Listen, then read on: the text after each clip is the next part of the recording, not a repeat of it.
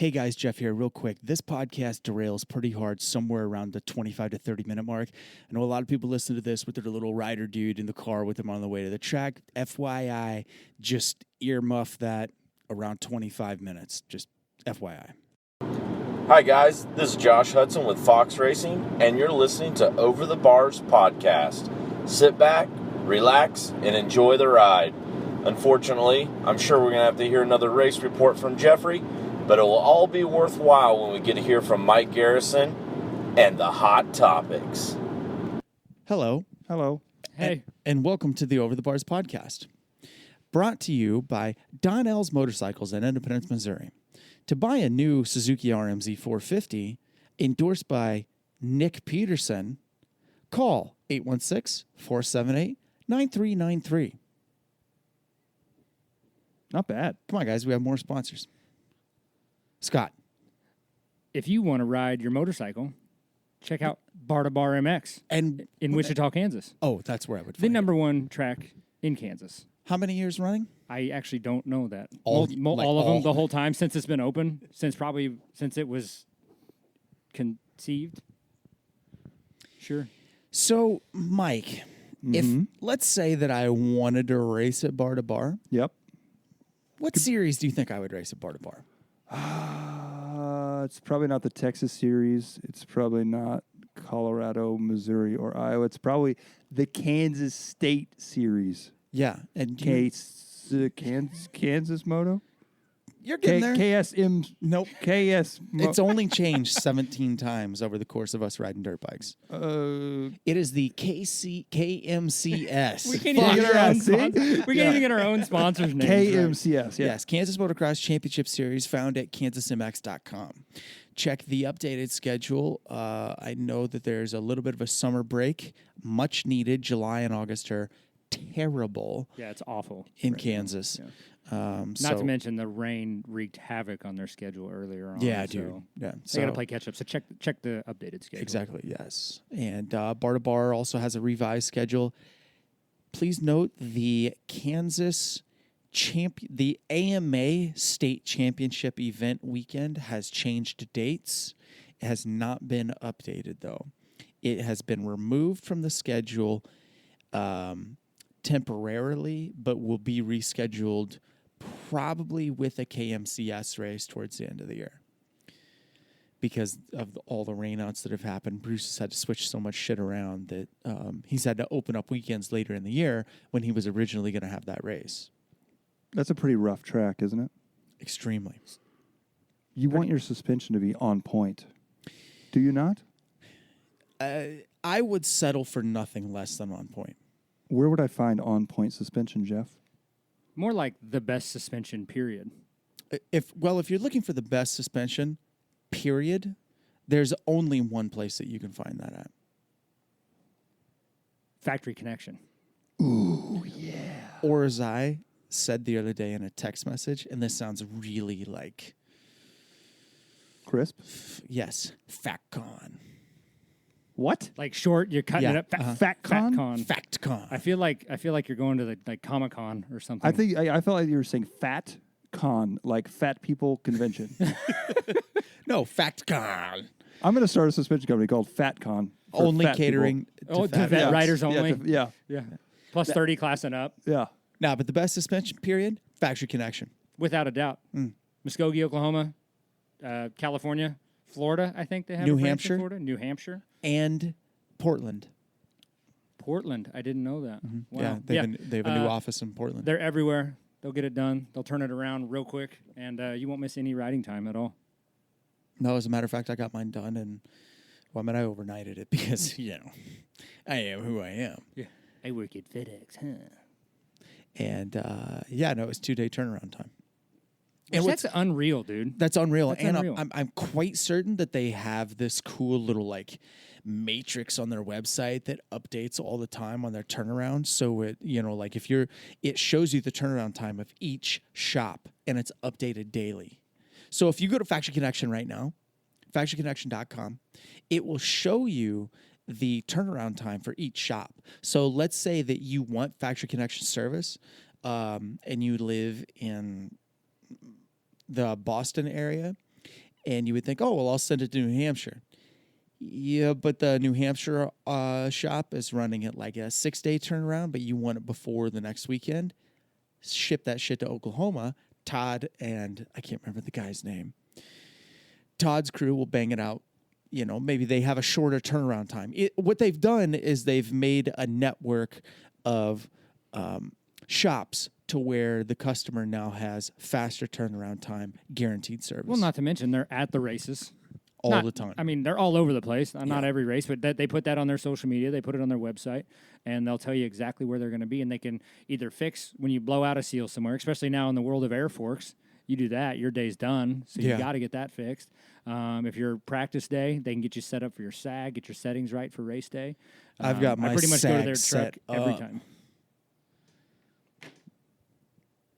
Did you? I was talking. Your SAG is set. We were both talking at the same time. Yeah. The poor listeners. SAG. It's set up. Are you headed to California? Yeah, dude. So people didn't see what I just did, but I did the rock hand. I started doing that ironically around the house with Aubrey, and now it's turned into a thing that I do, and I feel like I am fucking Bret Michaels. You look a lot like him. Where's your bandana? Rock hard, ride hard, bro. Man. Oh my God, I forgot about that. You didn't Are realize you who that serious? was? Yeah, no, You forgot it? I forgot that it was even a So thing. did he put up money for that award, or was it just a promotional stunt? What I don't know what the Full story scale behind it promotional stunt. Do you remember the Supercross intro song in 2011? was. Was it It was the rock hard, Yeah. ride hard. They're gonna spill out on the doubles, shit like that. It's like Rev Dirtbag Rider Yeah, it's kinda essentially shit, Dirtbag Rider, but like Rev Supercross Racer Rev, like shit like that. That was totally Elvis from the original Terra Firma. Go rev up and over that triple. Come on, Doug. Rev. You got a rev to hit that triple, Doug. We should find clips of this and, And sneak post into the it, yeah. show. Yeah, post it into the show, whatever. I can do that. I can slip that in. Behind the scenes stuff, producer stuff. you Yeah. know. The director's cut. That's all. That's all I do is director's cut. Yeah.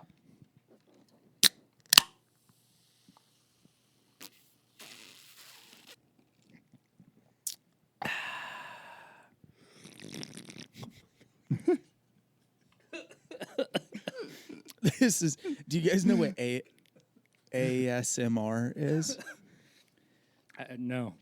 Really? Ass to mouth racing. Yes. Yes. That was my first Okay. guess. Yeah. No, it's audio shit. I can't remember what the acronym stands for, but it's somebody at home is listening to this and be like, "You fucking idiot. It's blah blah blah blah." Like it's such an common acronym. Where were you going with that? Because of all the audio, the way that shit just came through. Oh, okay. You know what's Yes. crazy? Have you ever watched when they make movies, behind the scene, the shit they use to make certain sounds Yeah. in movies? Like they throw a coconut against the wall to make a certain noise that they need. A punching I don't know. sound? Yeah, just weird stuff. Yeah, that'd be a crazy job. Are y'all ready for a little lesson? Oh, brought to us by Google. And Wikipedia. Don't forget to donate at least $2 a year to Wikipedia Why? because Wikipedia is a non-for-profit. I didn't You can know also that. go in and change the information at any point, so Yeah. it's not a total credible source. So if you're doing this for your homework or your project, use as much of it as you can, double check it, and then go ahead and use it. It'll write your paper for you. Always scroll down to where it says references and see also, and essentially go there Yeah. to refer. That tip brought to you by Innovative MX. Yes. Yeah, thank you. And the innovative MX tip of the week, ASMR, Autonomous Sensory Meridian Response, is an experience characterized by a static-like or tingling sensation on the skin that typically begins on the scalp and moves down the back of the neck and upper spine. You know those brass spidery things? You know that you do to the top of your head? Yeah. That comb thing? Okay. ASMR is also for audio. There's audio stuff. So if you get on Spotify and type in ASMR, a bunch of really weird shit starts popping up. And it's like people rubbing their fingers together or crackling paper. It's all these crazy different, and it's like super high gain recordings. Mike Mike is losing it right now. Yeah. You're not. Are you not enjoying this lesson? No, You can't focus. I just right don't now. even know where this is coming from. Where it's going. My eyes are watering right now because I'm just thinking of Jeff sitting at home. He has his whole channel on Spotify. Yeah. Listen- Like, guess this sound. Yes, crunches with crutch. Biting a bag of potato chips or ruffling it together. I'm telling you guys, I know what I'm talking about here. ASMR. I don't know what your Google search is going to bring up out of that history of yours, but Lately, Freddie Gibbs, The Game, G Unit, Gangstar, Soul Coffee, A Tribe Called Quest, and Mad Lib. I think I was 16 when the game came out. Okay. ASMR is a whole genre section. Okay, we have ASMR sleep sounds, ASMR trigger sounds, binaural beats okay. We probably shouldn't hit the trigger one so we don't sounds. trigger a Oh, no, we're listener. going straight to trigger.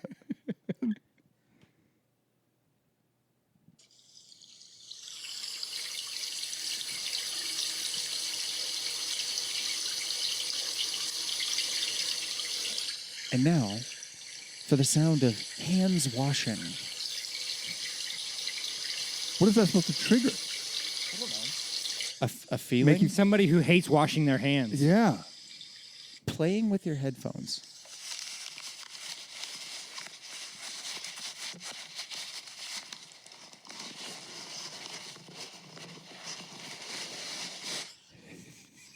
At this point, like, throw them away and start over. Hold on.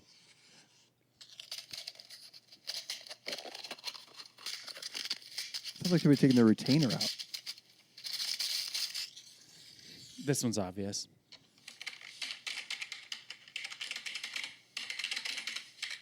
Typing. Typing. Oh. Dude, no, listen. Well, I'm guys, listening to it through a They're phone typing like a speaker lady across the room. at the Delta counter at the airport. Like, have you ever noticed they don't just normally type? They have to like There's slam the whole their hand is moving up and down like a cartoon. Okay, okay. The first thing that I said was crumpling paper.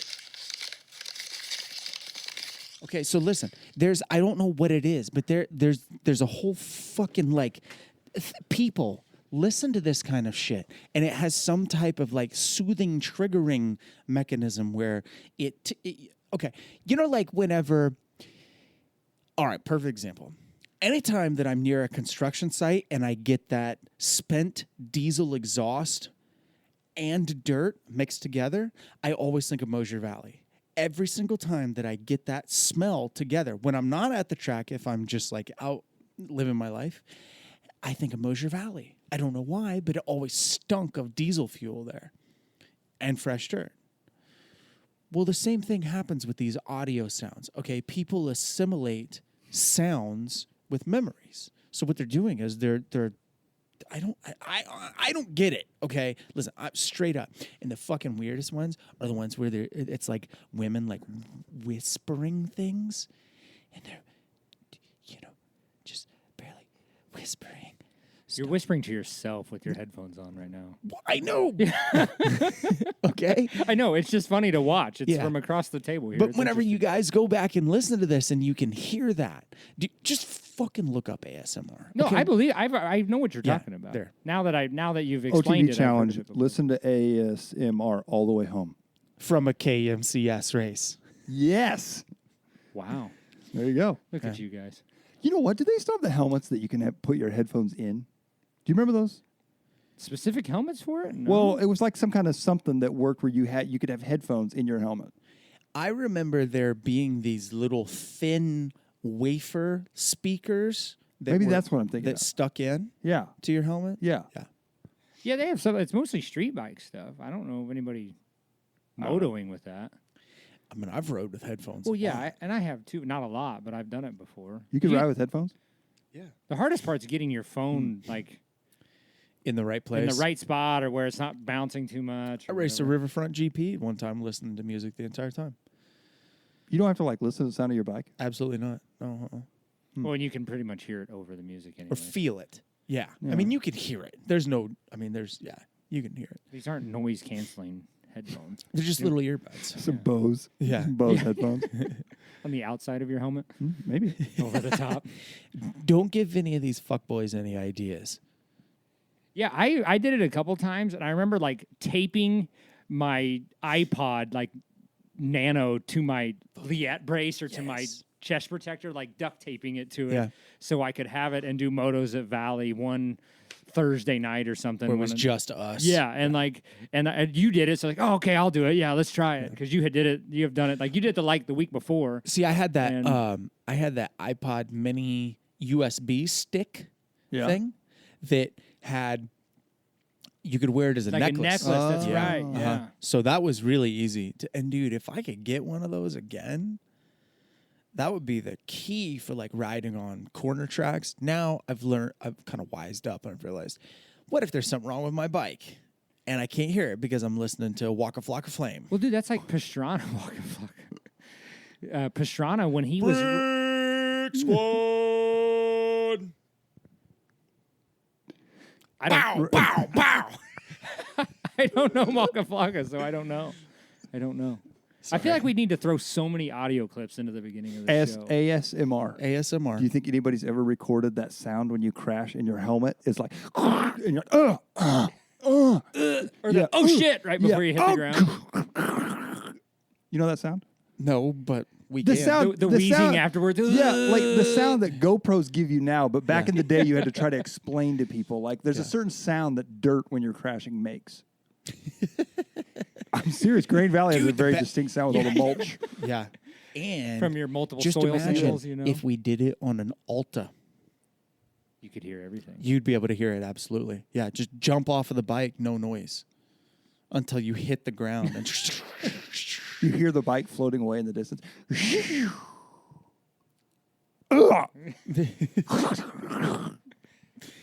Yeah, but hold on. Alta's. What no was longer- that grunt? Could I get that grunt? I don't even think I actually don't even know what it sounded like. Yeah. That's a one-time. It's like an actual crash thing. Like you'd have to be I'd explaining have- another crash. yeah, I'd have to be do it. explaining another crash. Stand by 1 second, would you?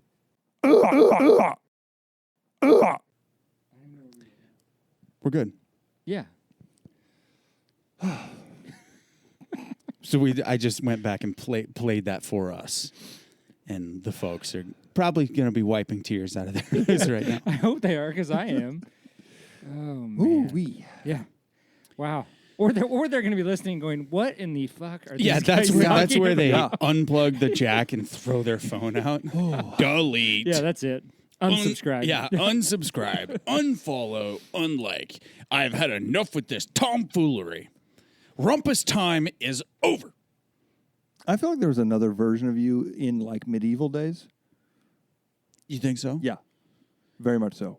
I think instead of dirt bikes, you rode horses, and you were like one of those jouster people. I don't But he think wasn't a knight. Like he wasn't good enough to be a knight. You were like a No, knight's no, no. tail. He was like the first guy that gets Yes, knocked out. Yes. Yeah. like basically a circus act. Yeah. Yeah, that's about right. Instead of what was the guy's name? Von Lichtenstein. Yes. But what was Heath Ledger's first name? Heath. Heath von Lichtenstein. I don't know. Auric. Auric. Auric von Lichtenstein. How the fuck do I remember How many that? times have you seen this movie is what I want to know, because I couldn't have thought that in a million years. How many times There's has he no way. practiced that? Never. Just randomly just rolled out to you? It was on his ASMR. Or yeah. Yeah. I've been practicing my ASMR techniques. Yeah. I just sit there and I just shh. Make noises. Yeah. Boopity boop boop boop. Dude, when you're out driving a couple 100 miles a day, running around delivering packages, you got a lot of time to make noises. Well, that or you're just. I mean, I know you listen to a ton of shows, a ton of podcasts. and Yep. That takes up a ton of time. I know just me. I don't run near as many miles as you do, but it fills a ton of my day just podcast on other things. Something that I've started doing lately is I will listen whenever I'm listening to a podcast. My main thing is Rogan is what I listen to, and like anytime that they, one of his guests bring up a band or something, I just stop, pull the shit up on Spotify, listen to the album, and then go back to the podcast because The it whole album? Yeah, I listen to albums. I don't listen to songs. Even if it's terrible? If it's You work your way through it. if it's I don't have anything better to do. Okay. You Fair know? enough. Okay. Yeah.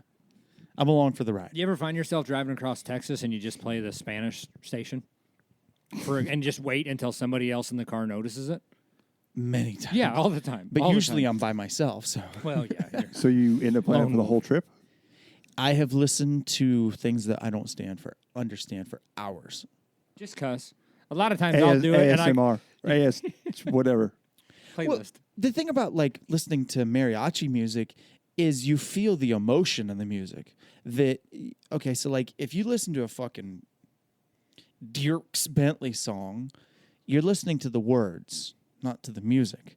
Well, whenever you can't understand the words, but you can understand the emotion behind the words, you actually get a feeling that you can't whenever you're, hearing the words told to you. It's almost like watching a show on mute, perhaps, where you have to make up your own words. Mike's giving me the stairway to heaven once again. There it is. I don't get it. What? Outer You were space like right now. You were the most imaginative little kid that did the fucking wildest shit ever. And then I Yeah. say something not that far out there, and now you give me this look. What happened to Mikey? It's pretty far out there, Man. man. I mean, okay. I'm going to try really hard on the way home to just Okay. feel the emotion behind what I'm listening to and not the words. What do you listen to on the way home? Oh, buddy. Because I know you don't listen to this show. Not on the way home. Not on the way home. I listen to it as soon as I As get soon in as the it's yeah, uploaded. That's why I listen to this when I drive home. Yeah. And then I catch up in the morning or whatever. Not to interrupt you, but do you know why? I don't know why you do it, but do you know why I do that? To catch myself saying, and like. And I don't write it down. You just said like. Fuck! Yeah. I don't write it down, but I try to pay attention to it as much as possible. So I've been told that I don't finish my sentences and then I follow it with a you know what I mean? I'll get yeah. 4 words into a 6-word sentence and stop and say, you know what I mean? You know what I mean? Yeah, Yeah.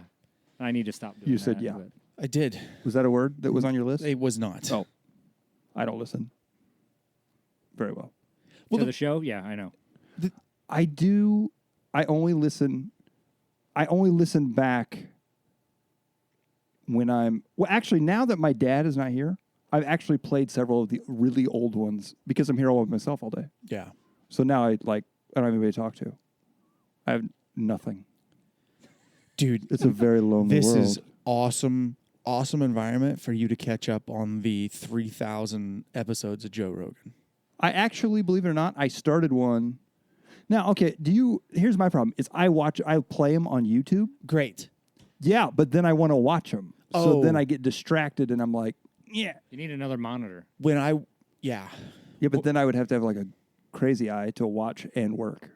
whenever I do, Mike's cross-eyed right now. You've got it. Yeah. So you're fine. Can you do the one eye? Can you cross and then bring one over? I used to be able to. Now I can't do it. Yeah, you're doing it. Did I kind of do it?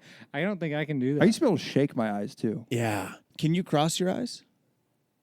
No. No, I don't think You so. can't cross your eyes. I also can't. I can wink with my right eye, but I can't wink with my left eye. Yeah, that's funny because you make Right. that face a lot. Right. Yeah. So you're trying to wink all those times you make that face? I can't. If I go. yeah. Every time. Yeah. No. I can't. I cannot close my left eye by itself. Well, hold on. Can you close both eyes and then open your right eye? No. Try. I can't. I wish. God, I wish I we need had a video of camera. that. We need a camera. of this. But no. I can't. The Wayne's World camera 1, camera 2. I can't do it. I can't even hold this one down. I can't. I'm left eye dominant, and I don't know why, but I cannot. Are you left-handed? No. I've basically become left-handed, but no, I'm right-handed, but I'm left eye dominant. Wait. But over the last year, I've become left-handed. Left eye dominant? I've never actually heard of that. That's a thing? Yeah, you're always one eye or the other is a dominant eye.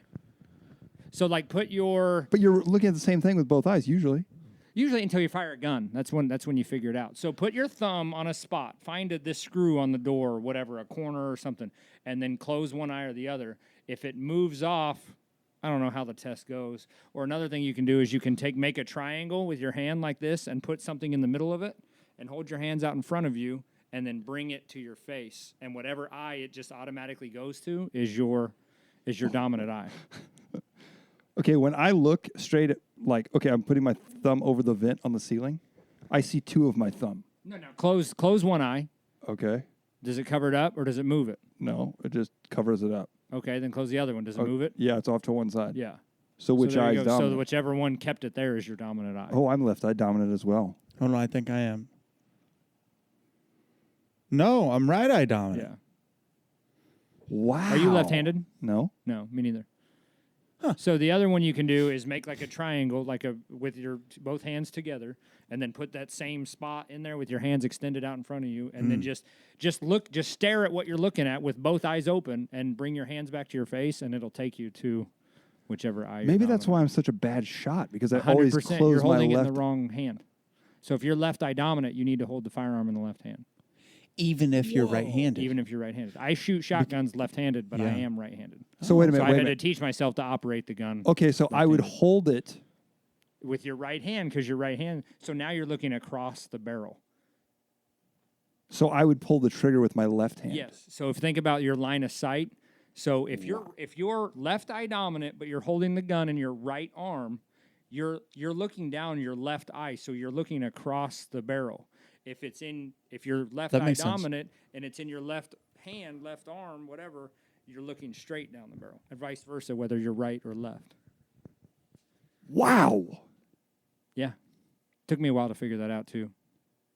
When I was on the shooting team in college, I was. You were on not the as shooting good. team? Yeah, at UCM. Yeah, Didn't you trap and skeet. didn't you guys like get a We went to nationals Yeah. the year I was there. Then the next year when I wasn't there, they won nationals. I wonder why. Yeah, right. I was off the team and someone much better. But yeah, we shot against West Point, all kinds of University of Colorado, UCLA, Wow. whatever. Lindenwood and wherever the fuck Lindenwood over by St. Louis is really big in shooting. So Wow. it's really cool. We went all the way down to San Antonio. That's where the National Shooting Complex is. It's all trap and skeet fields, and you go out and you shoot. It's called sporting clays, which is like real life shooting. I don't know if you've ever done any of that, either of you. Yeah. I mean, I know what it is. But Yeah. The only time that I've ever done a shooting team and skeeting was whenever I was on my Pornhub browser. Skeet. That's what my Are search. you left eye dominant or right eye dominant? Well, hold on. Let me pull it out here and let me get a Stranger. yeah, sit on it first. Wait for my hand to go numb. That's right. Dude, there was the fucking guy at Bar to Bar. Oh, at the mega camp, the kid on the Cobra that had the buzzsaw thing on top of his helmet. He had the mohawk. Okay. Yeah. Can you remember his name off the top of your head? It's okay if you can't. because No, I don't- probably can't. No, if I looked at a picture, I could find it. Yeah, I could figure it out. Anyway, his dad, stocky fellow, maybe an inch or two shorter than me. I feel like they were there in a cargo van. Came up to me. He's like, "Hey, or this? No. This was the Loretta Prep School. That's right. So, oh my God, I can't think of the kid's dad's name. I think is Jeff. So Is it Marijuana Socks? Is that who we're talking about? yes, Yes, that's what we call him because I can't think Got of his. it. I'd have to look Yeah. him up on Facebook to see what his real He's the name Weed is. This Sox is terrible, guy. but yeah, Weed Sock, Marijuana Socks is what Yeah. I call him. Yeah. So he came up to me. He's like, "Hey, don't think anything of it if my boy's staring at you weird." I'm like, "Why?" He's like, "'Cause we listen to OTB all the time, and maybe I'm a bad parent for it, but we listen to it together, and he thinks you guys are just the funniest." It's like, oh yeah. So shouts out to that little man if you're listening. Thanks for listening. Oh my God, I think his number is 247. it is, Yeah. but I cannot think of for the life of How do me you remember what his that? name is. Just because of Because he's number 247. He was at the 47, Cass County Fair last year, the year before, and I was like, I think that kid's going to go places. They're from Topeka or Wichita. Oh, cool. And Hindman is the last name, but I cannot Okay. think of the boy's name at the moment. It'll come to me. Yeah. It's fine. in about an hour when the show's over, it'll just click and come to me. But yeah. You know what's still really cool to me is just through our casual conversation of us talking about that. Now people all over the globe are aware that there is a kid on a Cobra from Topeka, Wichita, Kansas City, whatever, that has a buzzsaw helmet. Number 247. Number 247. There's a guy in Tunisia right now, and he's telling his buddy. In Tunisia. Yeah, In, sure. in Tunisia. Yeah, he's telling his buddy about the Cobra guy. Yeah. Yeah. He's like, Or you should Greek. listen to this whole. I'm the I don't know if it's like is that Tunisian? I don't know. I don't think that's right. I don't know. I don't think that's right. I watched 90 Day Fiance, and there's a guy on there from Tunisia. Yeah. Do you watch that show, or does Brittany watch that show, and you watch that show? No, I will be the first to admit she's not that into it. I'm all about it. I don't know why. And now there's a new one. It's called 90 Day the Other Way. And instead of like... Wait a minute. No, wait a minute. Wait. Instead of you What are fucking you- the girl, she fucks you. No. Okay, so the 90 Day Fiance is like people from like Brazil moving here, and they meet on the internet, like coming to America. 90 Day the Other Way was in my related searches after I watched Team Skeet shooting. No, the other way is...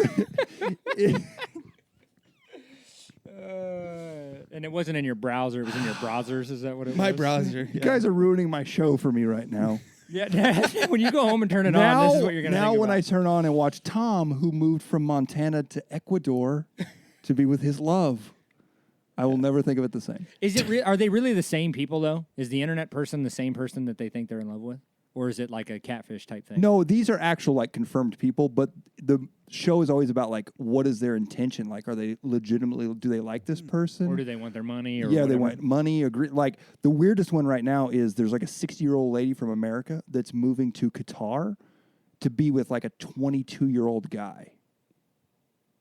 But she doesn't have a job and she doesn't have like money and stuff. So it's like, what? This sounds like a ISIS. Yeah, let me tell episode. you what's going to happen there. Him and all his little buddies are going to watch her fuck a goat. On 90 Days the Other Way. Yeah.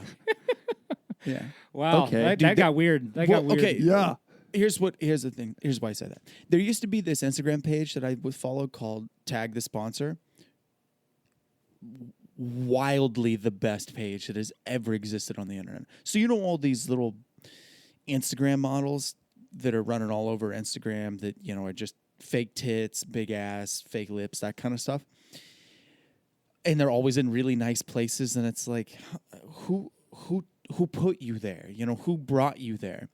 And like, so Tag the Sponsor would do the research, you know, and figure out. They were like the CIA of Instagram, and they'd figure out who it was that was flying these chicks places and taking them to all these nice, luxurious resorts and shit. And it was always like these fat, nasty, oligarch type dudes, you know, that are just gluttonous, that are just fucking these 20-year-old Barbie dolls. And Just cutting checks for it. oh yeah, big checks. Yeah, right. Okay. And like just in DMs, straight up asking them, like, you know, price for you to fuck my cousin who's 16, price for you to do this. And then, you know, the guys were in on the gag. Is these guys that are sponsors, they don't give a shit about these chicks. They're a dime a dozen. You get on Instagram and push that explore button, and you've got 35 new chicks you've never heard of that all have 30,000 followers. They're all for sale, dude. Every single one of them. Is this how Rippin' Ruts has been growing? This is exactly how Rippin' Ruts has been growing. I'm for sale. No, but dude, okay, so check. How do we get on this conversation? You're 90 Day the Other Way, bro. Yeah. You Oh, started man. this. Oh, Jeff Lord. took it and ran with it at full speed. but Yeah. You started Wow. this Okay, so conversation. so I was going to talk TV shows, and Fifth now we're gear talking. so pin. here's how We I are got there. going over the bars. That is the literal perfect explanation of this show. We start with a topic and then go OTB on it. Is this somehow going to end up with a goat?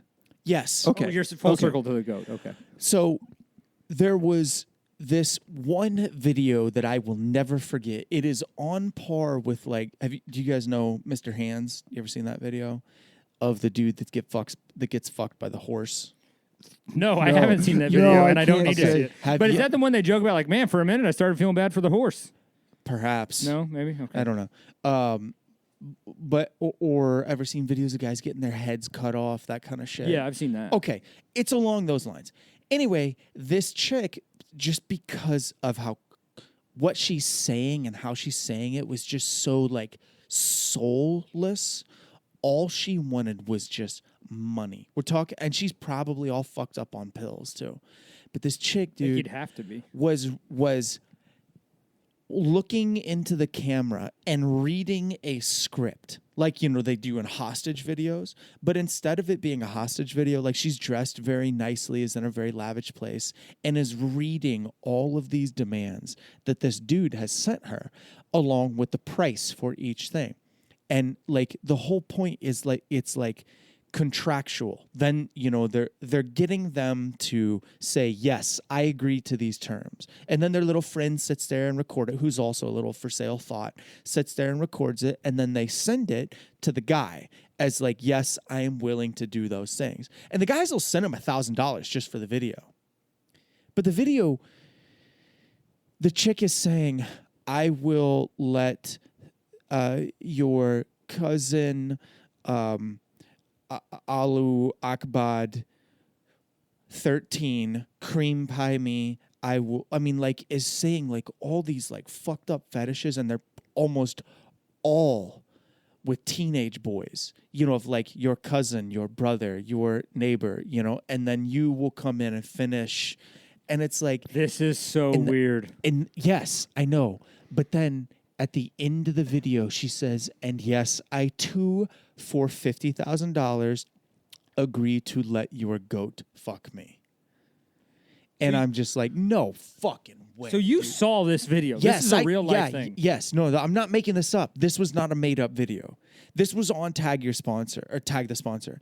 That Instagram account is long gone. I'd be surprised if that dude isn't in jail because of the shit that he was like exposing these chicks, of them being prostitutes essentially. And there's some legal thing because I don't know how he was getting a lot of this content or information on these chicks, but he was essentially doxing these girls, which you can't do. You cannot dox someone. But he was giving away like all their information and be like, you're a prostitute, you're a thought, you're for sale. Quit pretending, that you're an influencer and a public figure selling skinny tea and Herbalife. You are a prostitute and you let 14-year-olds in Abu Dhabi cream pie you. I feel like we need to put a disclaimer in the front half of this. I'm really, segment. really sorry that I mentioned my show on TV, and I will never, ever watch it again. No, see, I will never. you were fine with 90 days. Right. But then as soon as you went down 90 days way. the other way, dude, I mean, that's like in Stranger Things. What is the other world? The butterfly effect type thing? No, I don't. You don't watch Stranger Things? Things? No, I don't. Let's say I was going to talk about the TV show I've been watching, but Which is? Please. which is called Yellowstone. It's like modern day cowboys and Indians. It's nothing near what Jeff has been watching. Okay, that's good. Let's talk about it for a while. I'm so On sorry. the Paramount Cheers. Network, you can watch it.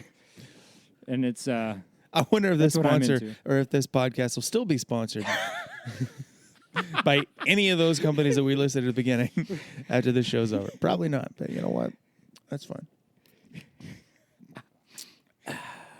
That's the freedom of having your own show. I don't even know we what just to- went all Joe Rogan. Dude. Yeah, we just- went.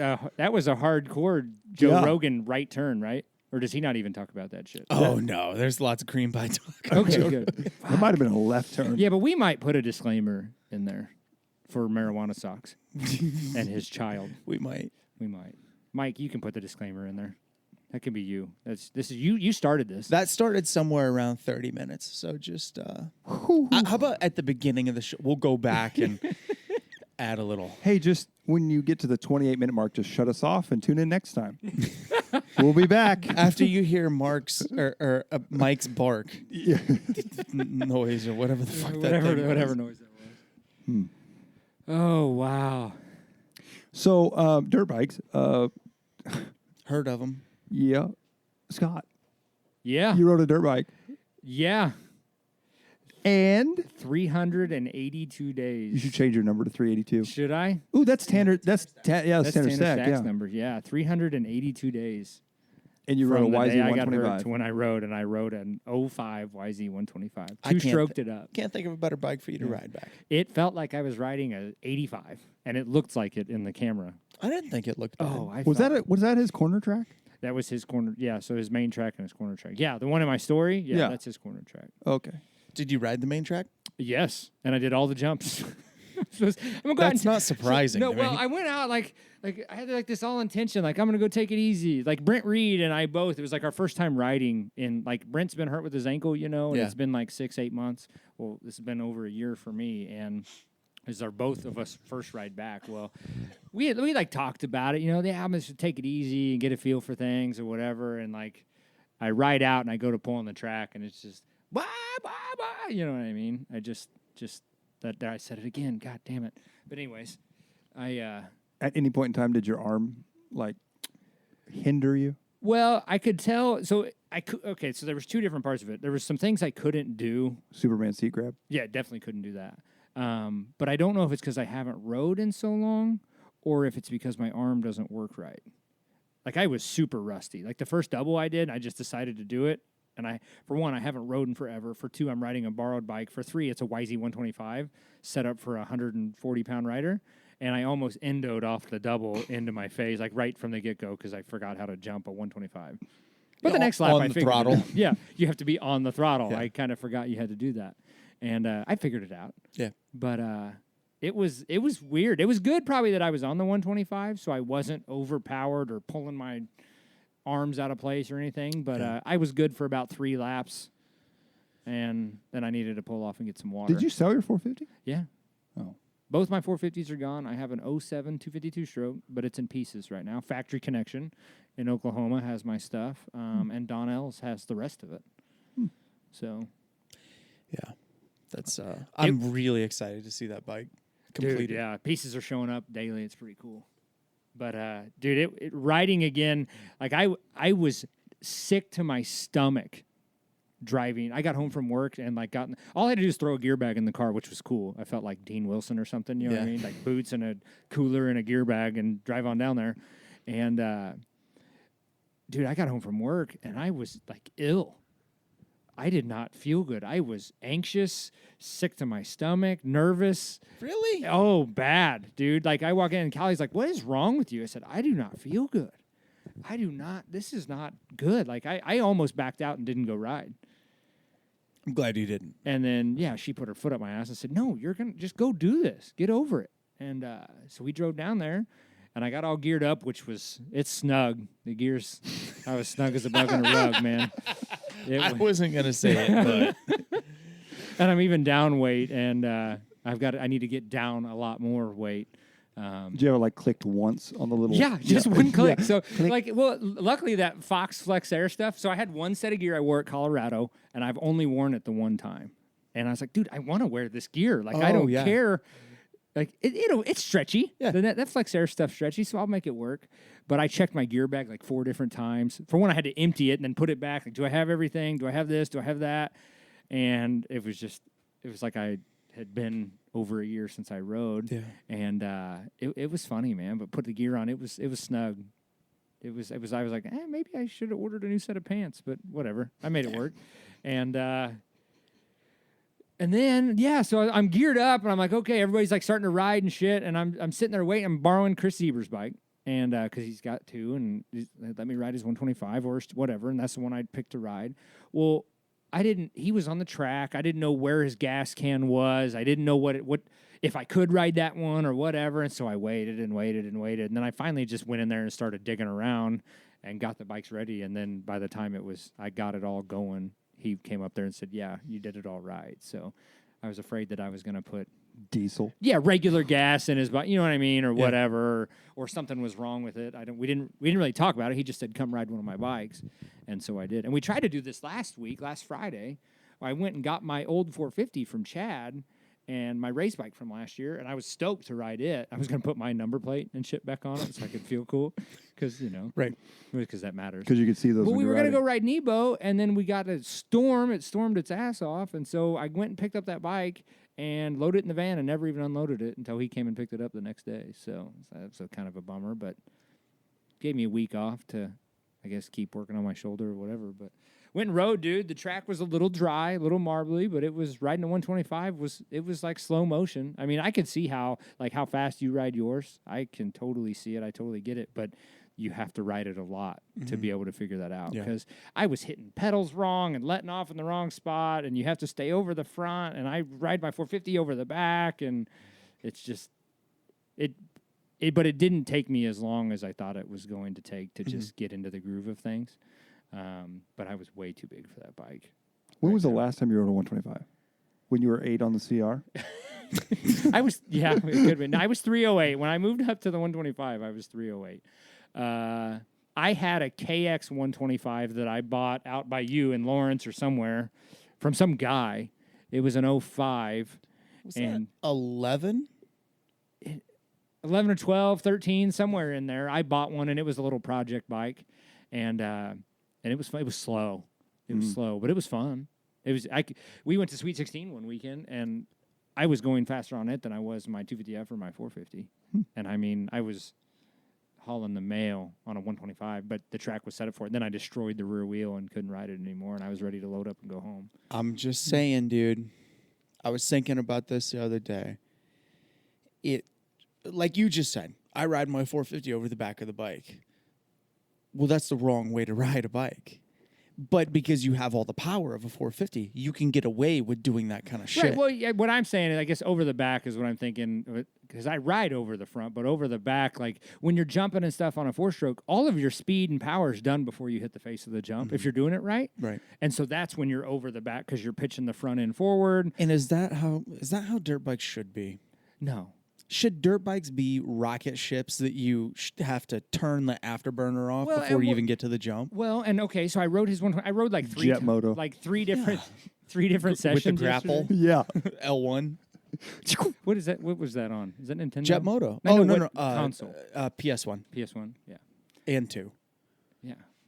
Anyways, I was just thinking, riding his track, I was like, man, it's point and shoot. Like his main track is like point and shoot, which is most tracks now. Yeah. They're built for the 4-strokes, and a place like Adrenaline would be really fun on a 2-stroke. It's got big sweeping turns, a couple tight ones, but whatever. Still. And you have to figure out. I figured out that I had to ride the tight turns correctly to make them work right. Because I'd come out of the turn and I'd be like, yeah, and then and I'd wrong gear, wrong place. I was a mess. I was super squirrely. Bubby's house is really hard to ride on a 2-stroke. Yeah. I remember riding your YZ125 out there. Oh, yeah. And you just never let off. Yeah. But it was awkward. You were wide open and not going anywhere. But Chris's has a couple places where it's point and shoot. And most like Kingsville, man, is so hard to compete on a 2-stroke depending on what class you're in, obviously. But I remember even on a 250F riding against like the open pro class, like a 450 would just out drag you. Well, the thing about Kingsville is so much of it is the lines are dictated by the average rider, and the average rider does not make 2-stroke friendly ruts. So a lot of those corners are very squared, really tight towards the inside, so it's really hard to sweep the track. The soil's great. It's just the lines are hard. Right, and that's what allows you to point and shoot on a 250F or a 450. But man, so we rode. What was yesterday? Yesterday's Thursday. Rode Thursday. On like Tuesday, I've been thinking about riding all week. Like I knew I was going, and I had this dream Tuesday night that I had showed up to. It was Oak Ridge in Iowa, but it wasn't Oak Ridge. This is a dream I'm having. Okay. So I show up, and I got mismatched gear. Like my jersey doesn't match my pants, whatever. My gloves don't match. I got in the car and left. Yeah, you just said dream. No, sir. Nightmare. I got in the car and left, and it was supposed to be my first time riding back in however long. And that was like my Tuesday night nightmare. And Just random. It's just kind of crazy the weird things your brain does when you're. I always thinking about have a things. dream. Not always, but whenever I have I'm not going to call it a nightmare, just a weird dream. I'm always at Kingsville, and I'm like, oh, my race is on the track, and I'm panicking, and I don't like have all my gear on. I go out and I launch out onto the track, right, like the track's going the way it's going now, and I go out that little where you exit the track, jump out there, and I like jump the finish line, but I just shoot off like up into the sky, and like the track's just getting further and further away, and I'm like, oh no, and I'm trying to figure out how I'm going to land it because I'm about to flat land in the corner, and then I just jump and I wake up. What game was it that had moon gravity? VMX Racing. That's Okay, exactly what it was like. It's as soon as I hit the jump, it's just like I keep going up and up and up. And dude, I panic so hard, and like I'll wake up and I'm sweating. Have you ever had a race where it was on the track and you weren't ready or going? Has that ever happened in real life? Yes. Oh, okay. So you're Yes. just reliving a nightmare. Yes. I will never know what made me think of championship motocross the other day. I don't either, but I started watching YouTube videos of Me it. too. Yeah. Did you remember it being that terrible? No, I was yeah. watching it, and Brittany's like, "What are you watching?" And I showed her, and I was like, "This game was so cool." And she's like, "It looks terrible." And I was like, "It does," but back then it was awesome. Championship motocross, Ricky Carmichael's game, right? No. Because that was championship motocross. Yes. That was championship motocross.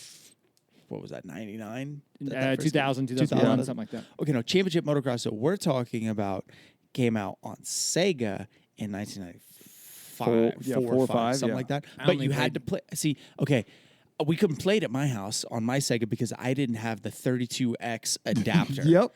That's what made me think of it, because I saw something that said 32X, and then I went straight to, what was that game? Yeah, championship motocross.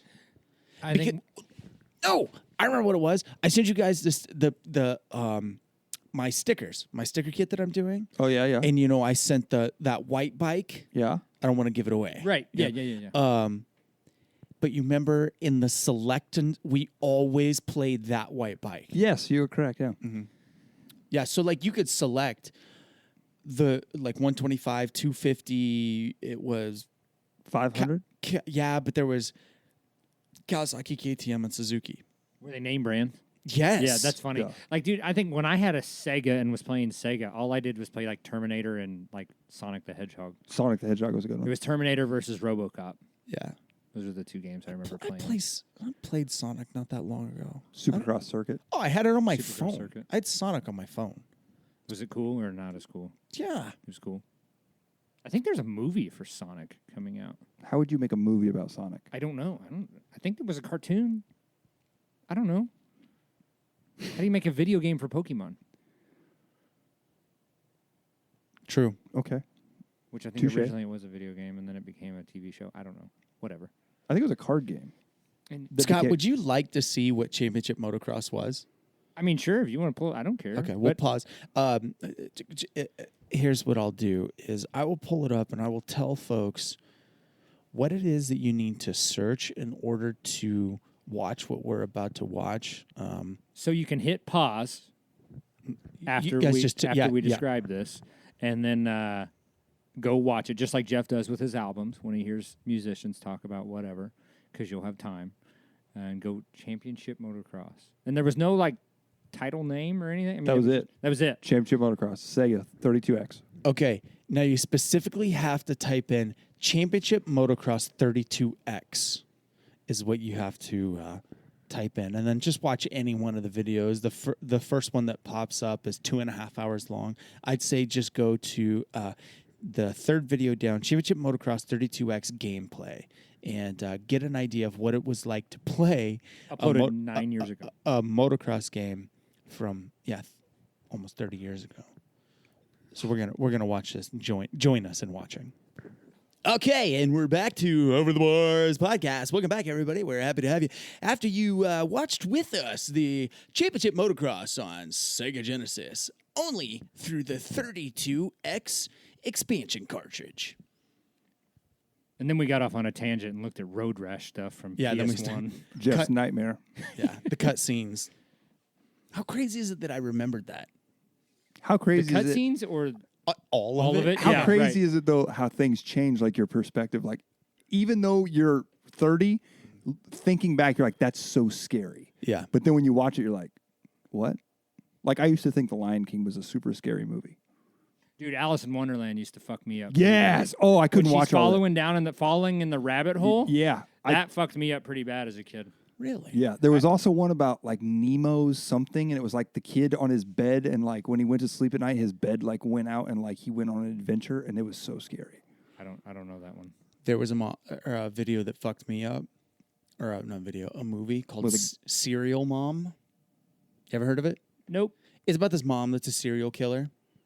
Okay, that Yeah, that, I feel like that should fuck you up. that as would a make kid. sense. Yeah. Yeah, but it was like it was filmed like a late 80s, early 90s kind of like family comedy movie is like, how the cinematography was. Like a movie that you'd see John Travolta in. Like a real movie. Look Who's Talking. Okay. Okay. That's what it was filmed. The style of it was filmed. But no, it was a horror movie about this mom that killed people. And it's not a fun movie. And then I fucking Jeff and I, or Mike and I, are just looking at each other. shortly as Jeff after talks. that, I watched The Dentist with Jimmy and Greg at their place. I remember that one being pretty like too much for a kid. I remember that Way, being way for too a much. kid. Yeah, it was on HBO. And then shortly after that one on HBO, you watched A Guy and a Horse, Mr. Hands. No, that was not on HBO. About the same time era though. That was on Internet Explorer. Oh, okay. America Dial-up. Online. That would have been around Big Cheese time. Big cheese. Big cheese. I'm 8 on the CR. Most 8. Message board. The first social media platform outside of AIM. Do Well- either of you ever act like just not out of habit, but like I'll Go be to the Most 8 Yes. website. Yes, I did it Yes. the other day. I'll be just sitting there and I'm like, I have nothing to do. I'm looking at the computer. I'm like, mostdatamx.com. And I'm like, it's not the same. I just X out. Yeah. Disappointed. The fact that you say X out shows your age. Do you realize that? Yes. Yeah. X out. X out. Wow, I guess. Wow. Do you want to get on AIM tonight? I have been tossing around the idea. Hold on. Actually, There's so much that happens on the show that people can't see that Yeah. we just do. and would they you do miss me out a on it. favor? Do got you your, a solid? Do you have your phone? I do. Would you just shoot me a quick text? Sure. Yeah. Thank you. Not in the group chat. To me directly. Okay. Send him that one picture. You know, The one. the one. The one. There can only be one Highlander.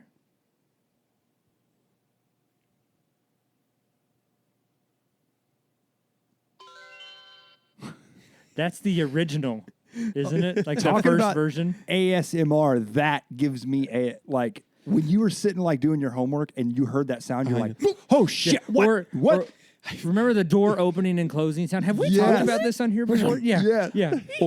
Or I gotta find away messages. Yes. Custom away messages Oh, were bomb. yeah. Oh, yeah. And I knew all the little hacks to like make the screen flash or like, fill the thing with like a wave, I found all the little ways to mod out AIM. Keep going. I got to see if I can find that sound. Okay. Did you have Yahoo Messenger too? Have we talked about this before? I feel I like don't we think have. so. No, I had maybe not. MSN only because Adam Moore had MSN. He didn't have AIM. So I had AIM, and then I had Yahoo because Logan Fuller had like the guys in Clinton, like Yeah. down there, had Yahoo. Yeah. Or whoever, like that crew had Yahoo. They used Yahoo. Yeah. Wow, there it is. Wow. Now those are later. Those are later noises. That's not first AIM. No, that's not.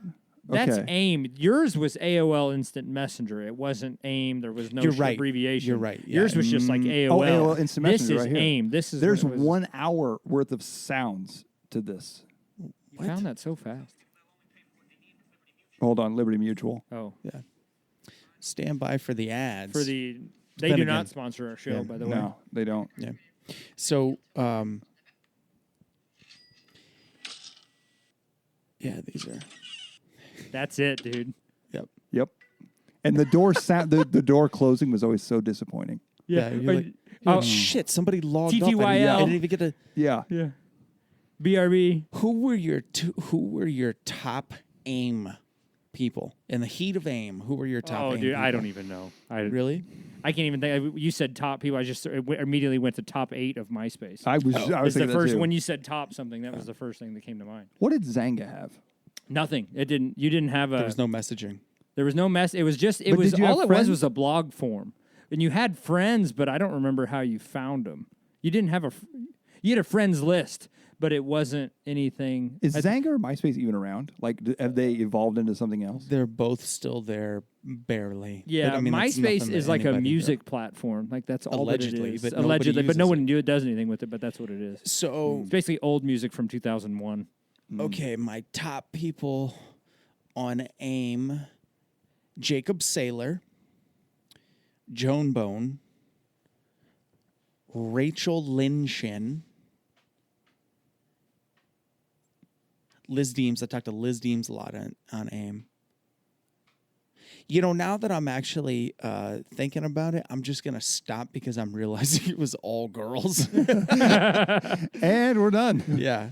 How many of, not the girls, but, well, maybe, how many of those people do you talk to now? When was the last time you talked to any of those people? 10 years. Last time you logged on? Joan Bone and I got into it like 2 years ago or something like that. What about Jacob? Sailor, What happened to Jacob Saylor? he does graphics. Does he? Yeah. I mean, last time I talked to him, he did. He might not anymore, but he just. So lives did you, like this lives time in- last year. Tennessee. I still do them. I just did like 5 kits this last week. By the way, I'm going to need a set. Yeah, you are. Yeah. Yeah. Yeah. Hey, Tennessee. totally. You know, my mind is. I don't know how. I don't even know how it works, but this just popped into my head. So I'm back to writing about my writing for I saw that. Swap Moto. I saw that. Swap Moto. Yep. Yeah. The what used to be Transworld, and did you read it? Yeah. Did you read it? I read Yeah. most of it, not all of it. Wow. I knew what you were going to say. I talked to you enough. I know what your article's going to say. You don't know me. I know you. Yeah. Mike knows what I mean. I feel like it got a lot of good review. You know, and I have a tactic about it. So like I post the first one on Vital and then say I'm going to do the rest of these on Swap Moto. So if you want to read them, I'll post the link here. I saw a bunch of people ask, where can I read these? Where can I read last Well, year's? yeah, fuck, man, all the Transworld stuff's gone. So there's sucks. bits and pieces. Do Here you and have there. it anywhere? I have it. Yeah, I have it all, but I don't have the photos. Yeah, that's the photos are the hard part. You Your don't Joe have Gibbs any bike on one was your cool. Facebook or anything? Some there's a few here, a few there. The hard part is that Anton saved a lot of those photos on the company hard drive, and the company hard drive was taken from him whenever. Yeah. Anyway, so Yeah, you're back to writing. back to writing. I'm excited to see. So what? So you've wrote your first one of what your weekend. You want to talk about your last weekend, or just tell people to go read it? We can do both. Yeah, Yeah. because so you went to Texas last. This is last weekend, correct? Yes, or uh-huh. 2 weeks ago. 1 week ago. So you went down. This over 4th of July is when you did it. Yep. Went down. You rode race Swan, On Saturday, and then you raced at Spring Valley. Spring Valley on Sunday. Sunday, yep. And then did you ride Monday too? No, or did I you was just going to come ride home? at Robbie Smith's on Monday, but dude, my hands were, I mean, you see my calluses? They're fine now. And this one here was okay too. Okay. Also, admittedly, so I'm running the tubeless system in my tires. So if you're like, what, tubeless? It is kind of complex and hard to explain when I can't use my hands and you can't see it. But just get on YouTube and type in tubeless, TUBLISS system, and fucking check this shit out. I don't know how this is not like revolutionizing motocross. It's like I think what it is, people are set in their ways. People just think that you throw an inner tube in and, that's just what you need for a motocross bike. Dude, the tubeless system is it is cheating. A tubeless with a Pirelli rear is like putting Velcro on your tire. It is literal traction control. I'll buy what is tubeless. Okay. It is, picture this. You have a red bicycle tire that's like this wide, okay? Okay. Like a rim strip. No. I mean, yeah, you put a rim strip on the inside. Okay. No, but it's a literal bicycle tire. But it doesn't have tread and it doesn't have nipples on it. Very small, very thin, very hard. Okay. And then you have a tiny bladder. They don't call it an inner tube, but a bladder that goes inside of that.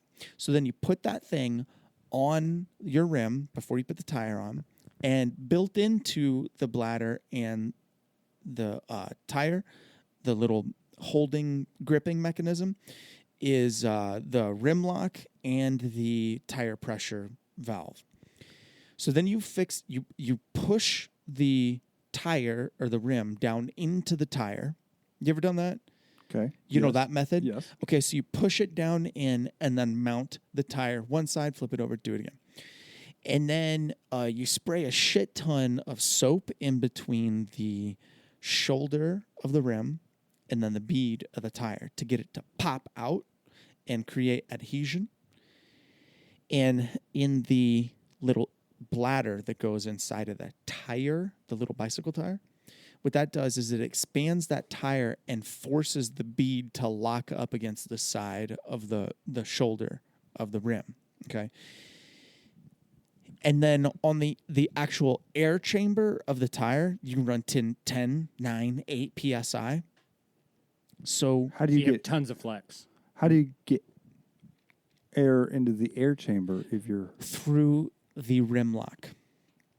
The rim lock doubles, Wow. yes, as a tire chamber pressure mechanism, and then there's the secondary one that the bladder is filled through.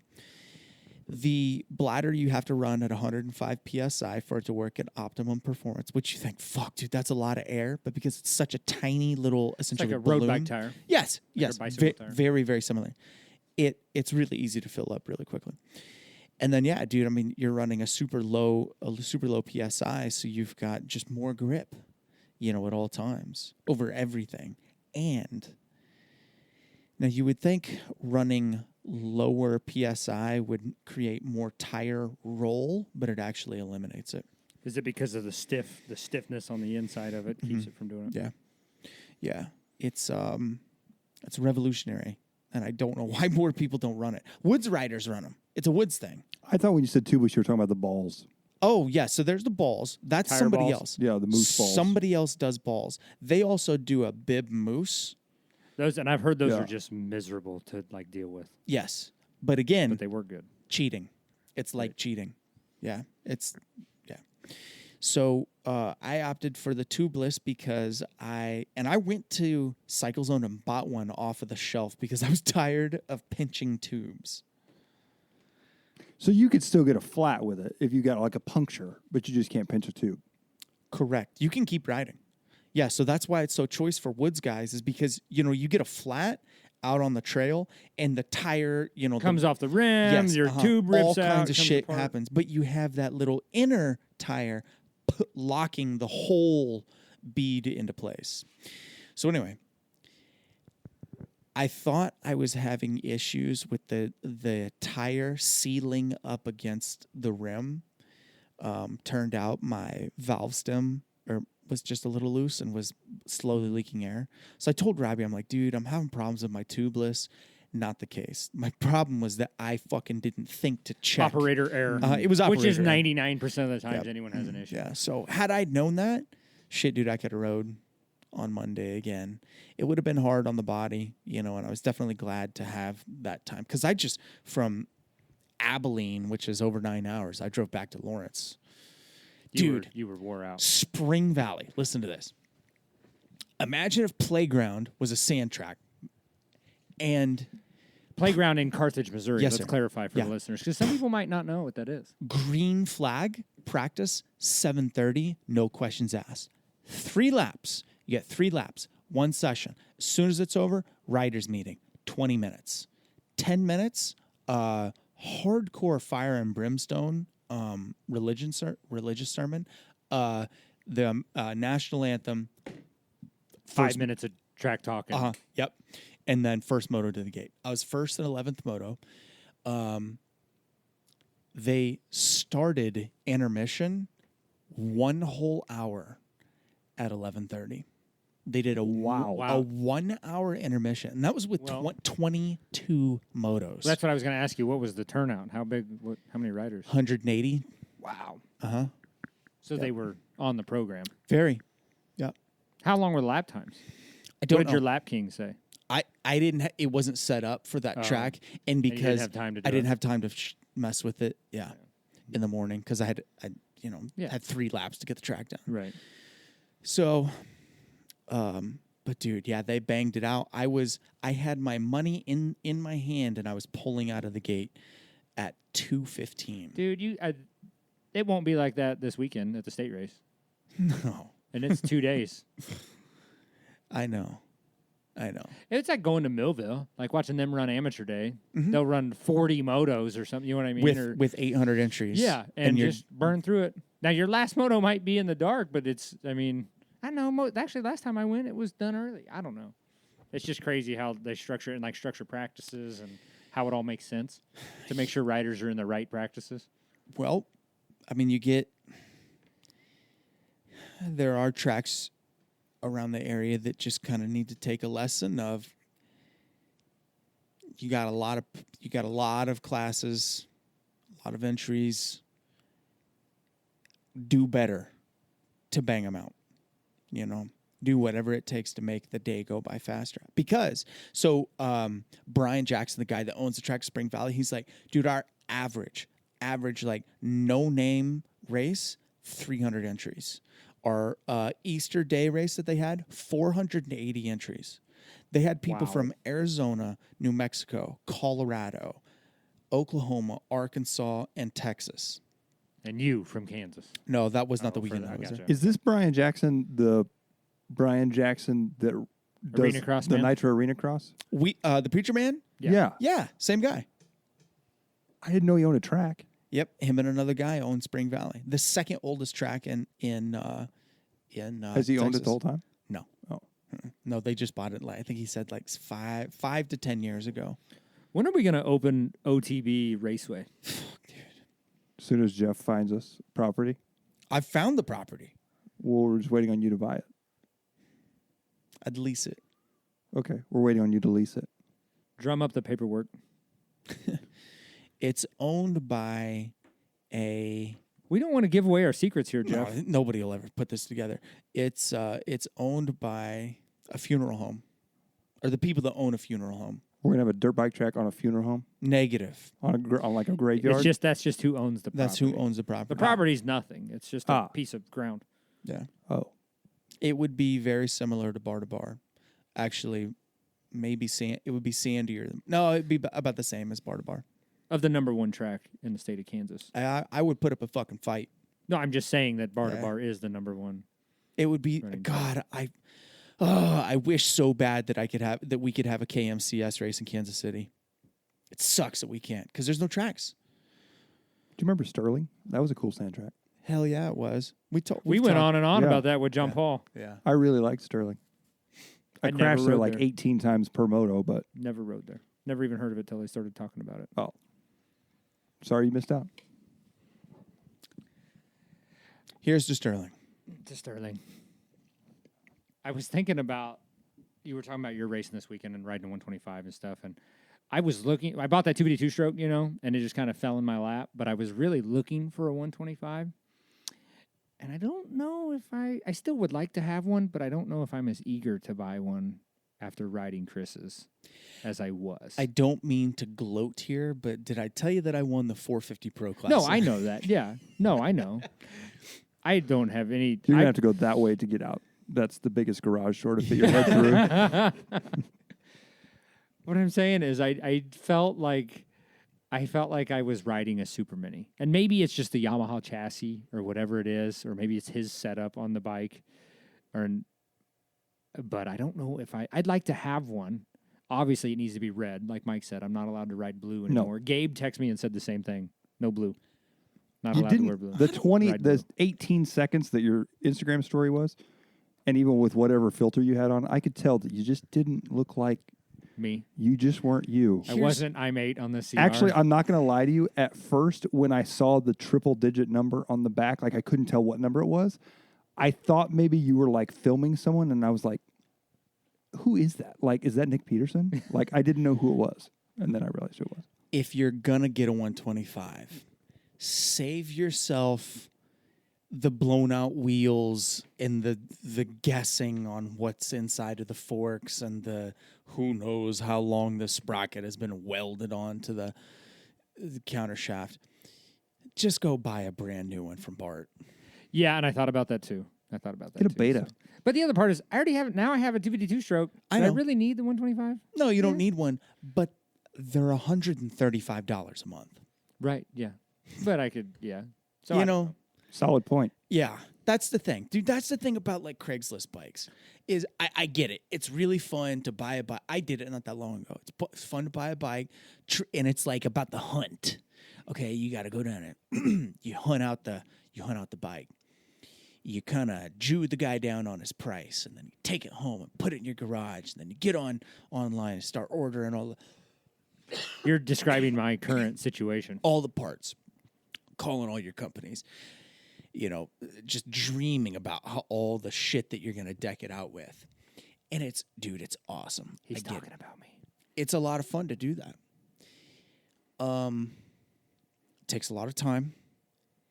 And by the time that you're done with all that, what you spend on the bike is what you will lose on just buying a new 125 and putting a pipe silencer and bars on it. Right.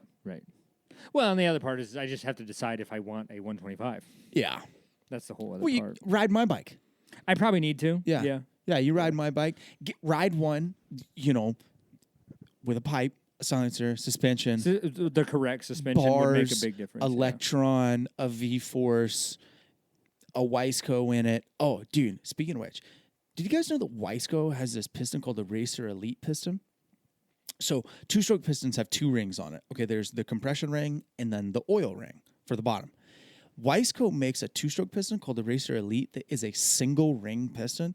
And I actually had one on my 250SX. Operator error. I locked up the bike with the Racer Elite piston. Now, there was two problems that happened. Number one, it was at Sandstone. Were you there that day? No, I wasn't. Cool. But we went to Oak Hill right afterwards, and you thought you did it again.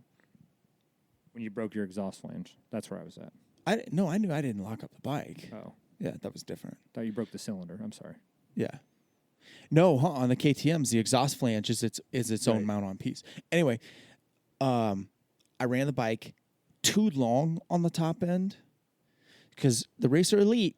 Okay, listen to the name. It says 10 hours and means 10 hours, right? Yeah, Racer Elite. That's a 15-hour piston. Tops. You don't go over 15 hours on it because that's not what it's built for. It's built for performance and durability of peak performance time. Okay. Anyway, so for these the two outdoor nationals I'm getting ready to do, I'm going to run the Wiseco Racer Elite piston. So the whole theory behind the single ring creates less friction because there's only one ring. There's less moving mass. And the engine runs at a cooler temperature, higher performance. So you actually are adding horsepower by taking away a ring. So I'm super psyched to run that, to see what the difference is between the two. And Lectron's also, I'm going to be running a new H series carburetor, their new carb on the bike. Both of those parts show up today. So as soon as I get home, I'm probably, because my cold brew here will power me for like 5 hours, I'm probably going to go home and just start working on my bike. Didn't you ride a 200? Yeah, I had a 200 SX. Fun fact for you. My 2003 KTM 250 or 200 SX that I had makes less horsepower than my 2018 125 SX makes. Really? I 100% believe that. That doesn't surprise me. Yeah. They don't make a 200 anymore, do they? But they No, make a not 150. even in the woods. Yeah, they make a 150, which is actually a 143. It's not even a 150. So they got a 125 and a 150? KTM does. Yes. And you have the 125. Yes, I do. But if you have a 150, can you ride the 150 and the 125 two-stroke thing at At the All-Star races? Yeah. I think it's a turn, look the other way type thing. That's an exhibition race. Last year it was in the rules that you could not. But I think this year it's don't be a 250. Yeah. I think is kind of what it is. Because they're not filling the gates. Some of the races are full, some of them aren't. Yeah. And the goal is to have a full gate. Yeah. And I don't think that they're going to if somebody shows up with a 150 and goes through tech inspection and the VIN number is the wrong digit in the wrong spot, then I think they're just going to be like, come on, dude. This is 125 race. But get the fuck out of here, get through tech, go ahead. We want your money. Go ahead. Yeah, because it's $100. What are you $150. riding at these two nationals? 2018 KTM 125. No, not what bike. I'm saying, are you the 250 class. I'm not riding the pro All-Star class. class. You're not riding the All-Star. Fuck no. And you're not riding. Are you staying for amateur day if you don't qualify?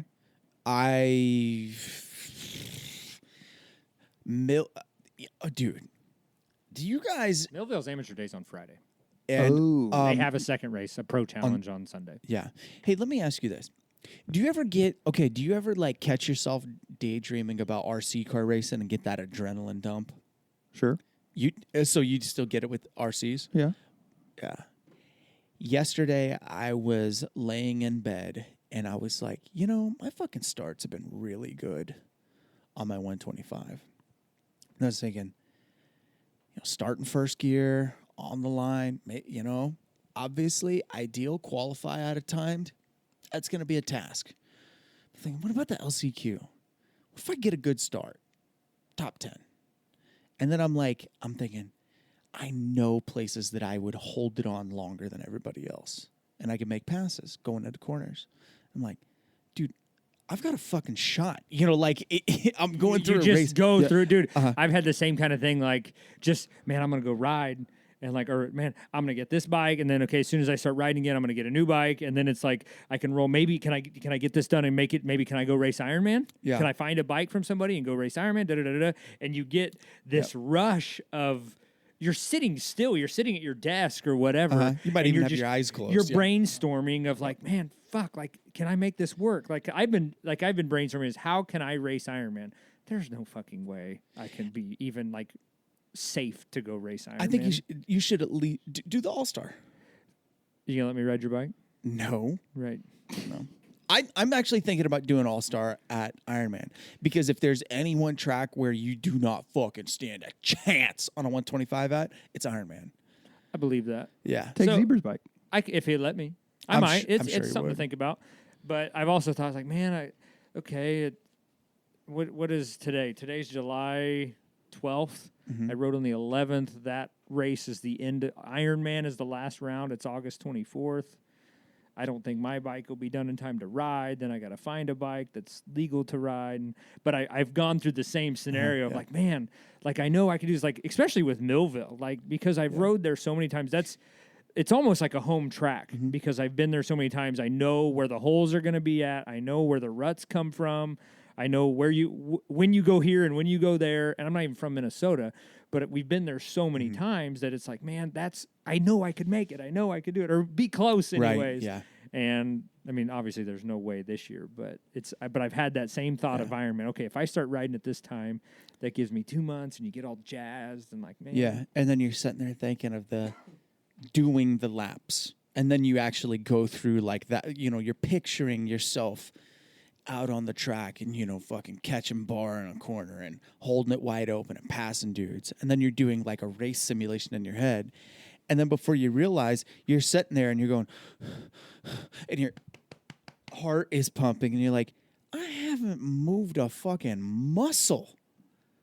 And it's crazy whenever you can trick your mind into just going up to 11 with adrenaline, sitting still. Well, man, that's a big thing, even on my coaching side, and you'll hear this from a ton of coaches, but Got it. visualization, that's the word I'm looking for, and just picturing what you're going to do, when you're going to do it, especially like where the start's so crucial. So you like I break down, I close my eyes before a moto, whatever. I tell riders to do this. Sit there and picture I picture everything from like the card sideways to the guy putting his foot. Everything in slow motion is how I picture it. From the pin moving to the gate falling, and I'll get that same rush adrenaline feeling, and all I'm doing is sitting there picturing how the process works. Do you picture it as though you see it through your eyes, or are you picturing it like Third a person? movie? Like a movie. Oh, Yeah. really? Almost Yeah. every time. Oh no, I'm first person every time. See, Well- I can't visualize first person. Like, if I visualize something, it's always like third person. Really? Yes. I guess I break it down, so when I'm picturing it, I'm breaking it down to the fucking pin releasing and falling. So to picture that, Like I'm picturing that right now, and like a camera's on the ground, like sideways, and the pin's and you can breaking see loose. the pin in the bottom of all the bike wheels, and you can see the pin dropping. Oh, that's crazy. Because for me, I'm right here, like this, over the front of the bike, looking down at the pin like that. Nope. First, Because see, I break it down even thinking of where that pin releases, your throttle twist even further, and the clutch releases all like finger off the brake and everything. I even picture all the way to the tire gripping and flexing underneath it, your feet clicking into the foot pegs, and you're launching forward. I'm going as far right now as saying that song off that. Do you remember Legacy, the movie Legacy of Motocross? No, It's a VHS tape, and it like goes through all the years, and there's that I'm scene sure I watched of it. Heike McCullough, and it says, "Going to Tahiti on vacation. There, I find myself a tiki man." You don't know what I'm talking about? No, Dude, never heard of you it. gotta look Never at, you heard gotta of it. find it. The Legacy of Motocross. Okay. And it goes from, it's like, it was in like 96 or 97, but it starts back in like the 60s or 70s with Roger DeCoster, and it goes all the way up to Immig and McGrath, and that's where it ends. But Cool. yeah. So you're picturing one of those songs. Yeah. So for you, it's like a production. Yeah. Like Yeah. full on, like, oh Yeah. yeah. And Hollywood, like when I was a yeah. kid, like at Kemper, when they had amateur day and I was riding the 80 class, Yeah. like I would like picture myself like riding out like third person, though, like I was in the stands watching myself like ride out, and they were like saying my name, and I was like, yeah. That was me in my backyard. 247 non-Ls or an 80 Yeah. from Lee Summit, Missouri. Mike Garrison. And I come out with my electrical tape stripes that I put on my fender. Yeah. Yeah. Like I thought it was so cool when they called Brian Stone's name and he rode out, and he didn't do anything cool. He just literally was like rode out and waved and then turned around and went back, and I was like, Brian, what are you doing? This is your chance. This is your chance, dude. Like do something amazing. wheelie. Yeah. Hey, Brian can't wheelie. That's funny. And then Scott, you're in like quadruple slow motion. Yes, 100%. That's how I picture it. No, see, for me, it's flashes of like gate drop, first corner, passing people. You know, mine's more about like the flow of it. You know, there's That's a wild. There's a lot of broken. You're know, missing spot- sections Uh-huh. of it. Yeah, black spots. Yeah. See, but I'm never really passing anyone in my visualization. I'm way ahead. So Ooh. Well, I mean, no, yeah, it's a one man show. I mean, I Yeah. just when I'm picturing it, it's nobody else. Nobody else is there. I- So it's it's What? super HD. It's a one man show, but I'm racing. Like that's how I picture it. Is just everything I'm doing. There's nobody else on the track. Like the line I'm gonna hit is the line I'm gonna hit, regardless of whatever. How crazy is this that all three of us have completely Yeah. different ways of getting that feeling? That's wild. I would say mine is from racing RC cars because you're looking at the car as a third person, but I did it way before I started racing RC cars. Like that's how I visualize motocross too. But it has gotten progressively, I don't know, worse may not be the right word, but it's gotten progressively more like that since racing RC cars because I can visualize how my car will look on the track, and that's actually what it would look like whether you're a spectator or whether you're...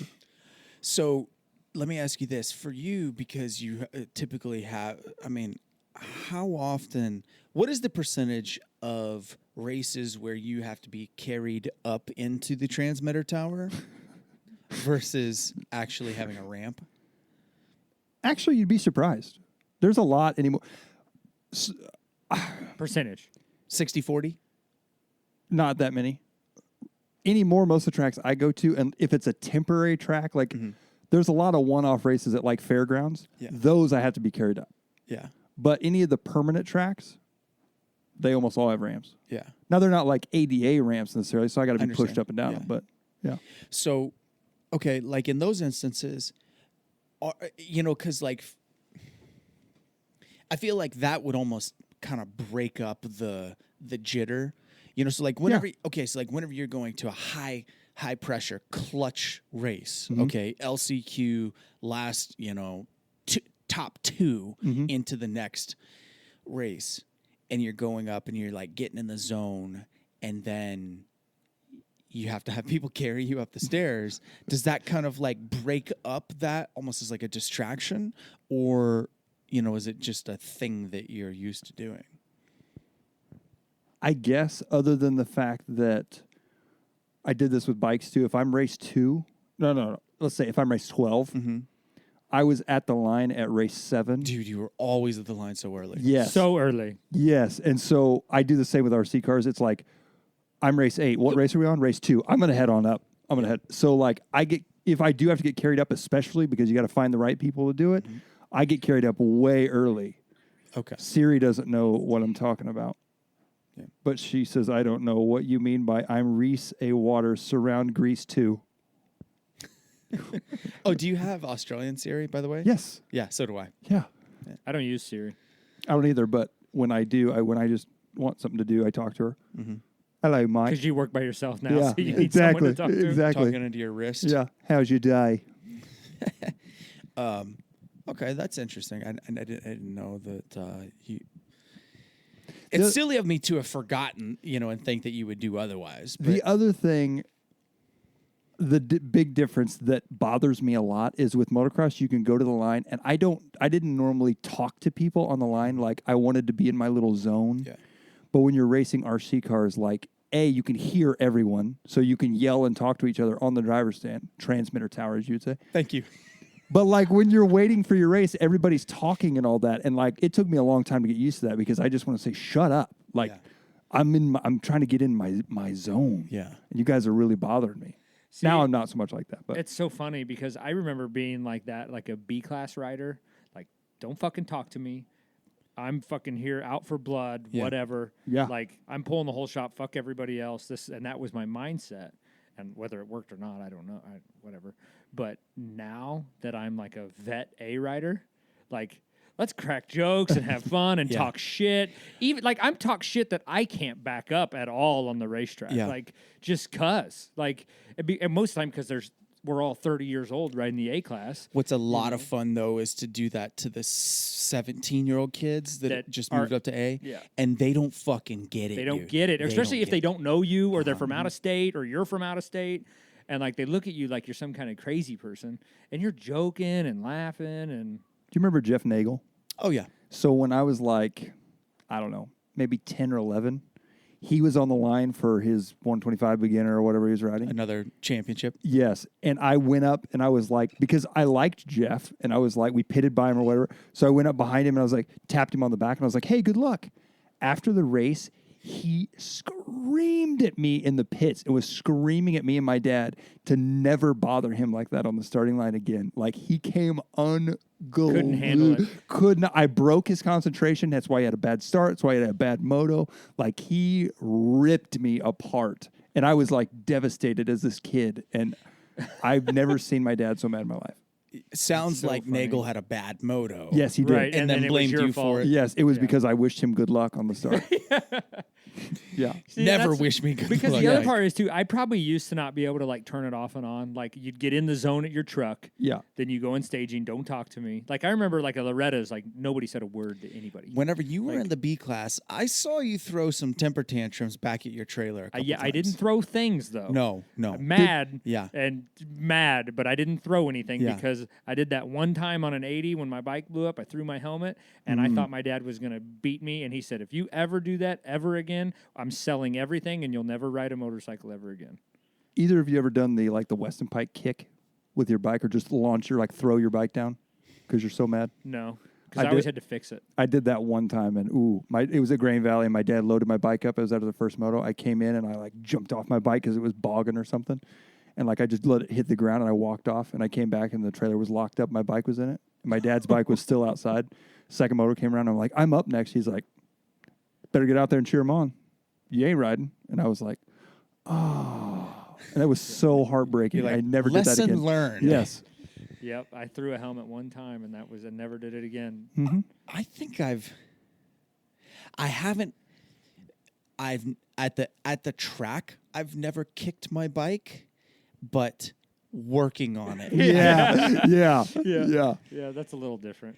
I not that long ago, I had a piston circlip that would not go in, and the pliers that I was using went into the sheetrock from across the garage. I was just looking at my hand a second ago, and I've got this big ass cut. Well, it's kind of healing up now, but I was doing something on my tube, tearing it all apart, and I just stabbed myself right with a flathead screwdriver. Like, awesome! Like, great. Dirt bikes are so cool. Welcome back. And then I'm thinking to myself, people do this and enjoy it. Like, people like doing this, and I just stabbed myself, and I'm bleeding all over the place. My best stab story is working on an RC car. I got mad, and like the Allen wrenches are super small, but they have, like screwdriver handles. And I had a table like this plastic card table, and I was mad, and I went like this, and it punched through the table, and then I pulled it out, and I just kept working. And then I rolled out from underneath the table, and I realized that I had stabbed all the way through the table and stabbed my leg, and it was just blood. And I was like, oh, no, that's bad. Because, like, you can't hide it. Then you go inside, and you're like, at the time we were living with my parents, and they were going to be like, what happened? And I was going to have to tell them, well, I just had a temper tantrum in the garage. I stabbed a hole through the table with my wrench and into my leg. And did you tell them that? I did. Yeah. Did you have to seek medical attention? Or No, was nah, not that bad. couldn't Just feel enough it. to It was bleed. fine. It healed up. It was bruised but it solidified over. Oh wow. Mm-hmm. I've also Solidified. dropped a like an X-Acto knife. It rolled off the table and stuck, and then and then it bent over very slowly, and then popped out and hit the floor. And I was like, I about passed out. Like I didn't hurt, but I just watched the whole thing, and I was like, oh. Yeah, I know you don't like needles. No, I really don't like sharp knives being stuck in my leg either. It's not like Ricky Bobby at all. I did not jump Use up. this one to get the other one out. Yeah. Try the other one out. That's not how that works at all. Cut around the meat. Yeah. Yep. Oh, that's one of the hardest times I've ever laughed at a movie, Mm-hmm. and it's so dumb. That So, section. next weekend, Millville. Oh, that's next weekend? I thought it was the weekend after. No, it's next weekend. This is an Wow. off weekend for him. Yep, this is an off weekend. Then Millville, and then Washougal, and I'm doing both How are you going? Are you driving from Millville to Washougal? with Brent and Dane. Yeah, How are Is you getting Aubrey going? home from Washougal? flying. How are you What getting your about- bike back? There's another off weekend, and then Unadilla, Budds Creek, and Ironman. So they have to drive from Washougal to Unadilla, and they're gonna stay at my house on the way through. Oh. Yeah. Wow. So they're gonna drop. Is Aubrey going with you? Yep. Nice. Yeah, she's super psyched. Yeah, because she hasn't been to Spring Creek or Washougal.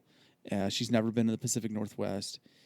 Spring Creek's such a beautiful place, and then Washougal is the most picturesque track in the world. Probably second. Patagonia is probably the top, but Have you been to Patagonia? no, I've just seen photos of it Oh, okay. and video. I was going to say, What about West Craven? It looks like Looks cool. like a fun place. I'm ready to put together a 2-stroke tour soon. Hey, Lectron is going to put on a 2-stroke national in, I think at Psycho Ranch, maybe November, late It's October. San Antonio, isn't it? Yep. Are the three amigos going? Are we taking OTB on the road? I think that we should. Okay. I just, unlike your last trip to Texas, just maybe more than 22 hours of the notice that we're. I know. I We've received. only been trying to schedule this show, though, I for the have- last 3 weeks. So. For the first time ever, for those of you listening out there, I received an invitation from Jeffrey to go on this Texas trip with him. And I'm like, yes, this is awesome. When are you leaving? Well, I'm leaving in the morning, and I'll be back like next Tuesday. What? I would have gone had I been able to plan a little bit. Yeah. I know. I have to book you like 6 months in advance. So we need to start scheduling the next show Yeah. when we get done here. No, we should have scheduled the next show a month ago. Yes, we should. Also that. We'll schedule the next show. We'll schedule the 2020 opening show tonight. That way, we're all there. Well, we know when that's going to be Ooh, we already. do. We already know that. Yeah. So we have to start planning it, but we already know that. Get ready. Yeah, last year was a wild success. It's too bad that you weren't there, Scott. Yeah, but I was in person. I was there in person. Is that getting more rained on. important to you? No. At the time, yeah. I'm good for one a year. I like That is the only one we went to last year, I think. and that's a good one to go to. And it was fun. It was cool. It was a lot of fun. Then it rained, but I mean that was still it was a trip though. The race was just one of the events we did. Like went to the beach, did a bunch of other stuff. So we did LA and there just happened to be a Supercross the same weekend. We did Nashville, Tennessee. It was very nice. Nashville's not on the schedule now. I Guess know. what's back? Tampa. St. Louis. Oh, St. sorry, Louis. yeah. And it's round 2. So does that make it a West round I now? think it's an East Coast round. And they're just going to start the East Coast right away? That's kind of what I was thinking. But, well, no, somebody told me yesterday it is a West Coast round. Is the big dirt track race the week before or week after? I don't know what that means. There's a dirt track, like a indoor sprint car race at the Dome. Oh, I have no idea. I didn't And know it's that was- time of year, and I don't remember the name of it, but I'm not saying it's literally a week, but it's that time of, and I don't know if it's before the Supercross or after. Surely they're not moving World of Outlaws up there from Tulsa, are they? You're No, thinking no. Chili Bowl is what Chili you're Bowl. thinking. No, Chili Bowl. No, the Chili No, Bowl is at this the is Chili something Bowl. else. They did it last year too. It's not as big as the Chili Bowl, but because they had like late models and stuff. Like it's bigger than the Chili It's Bowl. a bit Yeah. like a Yeah. I don't know. I don't know anything about. I didn't know that. Yeah. Dude, speaking of guys, whenever Chiefs season pops off, Cheese season. Chiefs. Oh, Sorry. Chiefs. Okay. Big cheese. It's always cheese season. Yeah, it's always cheese season here in Wisconsin. Whenever Chiefs seasons pops off, I want to do a Chiefs party at my new place because I bought a projector, and the garage at my house will be choice to watch Chiefs games in. So, All of the listeners are invited. I mean, if you want to come. Does the projector not play something way better than football, like Supercross?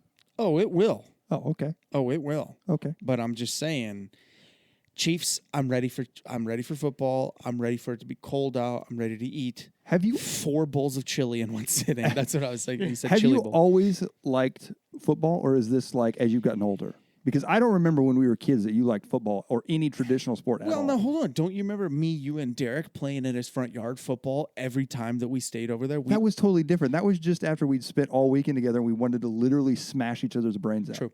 That was the only reason we played football. No, let's see. Football came into my life, honestly, through hanging out with Keith. Keith is who got me into football. Yeah.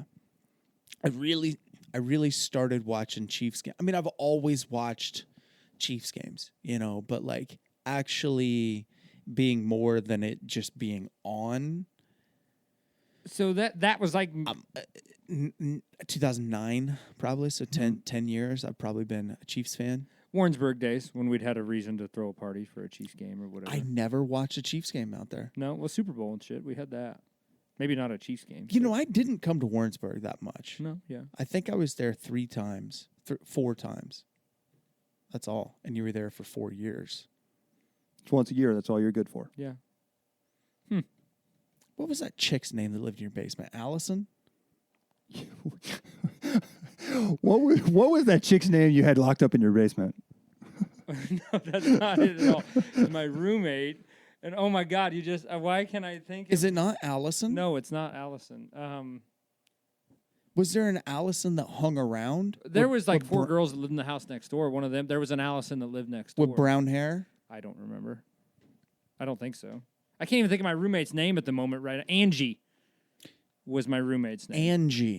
Angie. So it was an A. Hey, yeah, and she had brown hair, so yeah, that's who Got you. Yeah, That's who I'm thinking of. Where is this going other than you both are getting a very strict talking to when you get home? Nowhere. This is college. it's just my roommate. Literally, they're a roommate. They Scott- took Brad Stretz's old room. Yeah. Brad moved out, and our buddy's girlfriend needed a place to leave, to leave. To leave? To live. Needed a place to live, and we needed a roommate to afford our house. And so she had her own shower downstairs, cold water only. That was whenever Brad had the Great Value KTM. Yes, it is when he had the Great Value KTM. You're absolutely right. It was brand new KTM 200 or some shit. It was the motocross XC. model. No, it was the motocross model. It was? But he put handguards and shit on it. No, there's no way it could have been the SX. Okay, maybe not. I don't know. Whatever it was. I'm pretty sure it was the moto model, but maybe not. It wasn't. It was the Woods model. You're right. But anyways, he took it out, brand new from wherever the hell he got it at. It's in the back of his truck, never unloaded it. This was like on Saturday. He was going and went and raced it in some woods race Sunday. Came back Sunday night, and the bike was destroyed. This head pipe was just caved in. His fork seals were leaking. His brakes were broke, and it had whatever a hair scramble amount of time on it. 2 hours. 2 hours. It had 2 hours on it, and it was destroyed. Wow. And that summed it up for me. Don't need to ride in the woods ever. So that's why you won't ride in the woods. That's one reason. I think this fall, whenever I get you out to Oakland, you'll really change your mind. Yeah, I believe that. Whatever happened to the big kick you were on about the Jammin' Jilly GP? What was those things called? Riverfront GP? Well, that, but what were J-Day. J-Day? Oh, no, that was me. I was the one that was all stoked about those. Are we over that now? It's in New England. Yeah, I know, but we were talking about like we need one around here, and you were going to put one on, and we don't have any sand tracks. You got to have a sand track. I mean, that's the only way for it to Bar be. to bar. Bar to bar doesn't have any woods. The only woods is their staging area. Oh, you could have a GP at bar to bar. Absolutely. Especially since Bruce owns the lot to the west also. You could have a big GP race out there. It would just be flat. Wide open. Oh, no. It would be unbelievably rough. Well, yeah, I know, but Yeah. I'm talking Yeah. no elevation, which Yeah. there's no elevation around here anywhere anyways. So. You know what track I thought had cool elevation was Nobby Hill. Dude, Nobby Hill is one of the greatest tracks that has ever Did you existed. You know the little whoops that went up the hill? After the finish? Okay, no, okay, you do that. The other set before you went down and then came and hit the two table, the big up and down. The little set, like the little stadium, the little supercross whoops before you went back in the woods. No. It changed to it was whoops and then it was a triple. Oh, it was a and then triple. I It was a only triple. remember it as a triple. Okay, after that triple, if you were going slow enough and you made it up to the top, if you looked off in the distance, like that was like you were on like a You could see forever. Yeah, you were on like a plateau and it looked over this amazing green property, these rolling hills. And I remember one time I went up there and pulled off to the side for whatever reason, and I just sat there mesmerized that's gorgeous. St. Joe looks gorgeous from I was here. just like, wow, that is beautiful. I'll never forget that. No, I never saw that.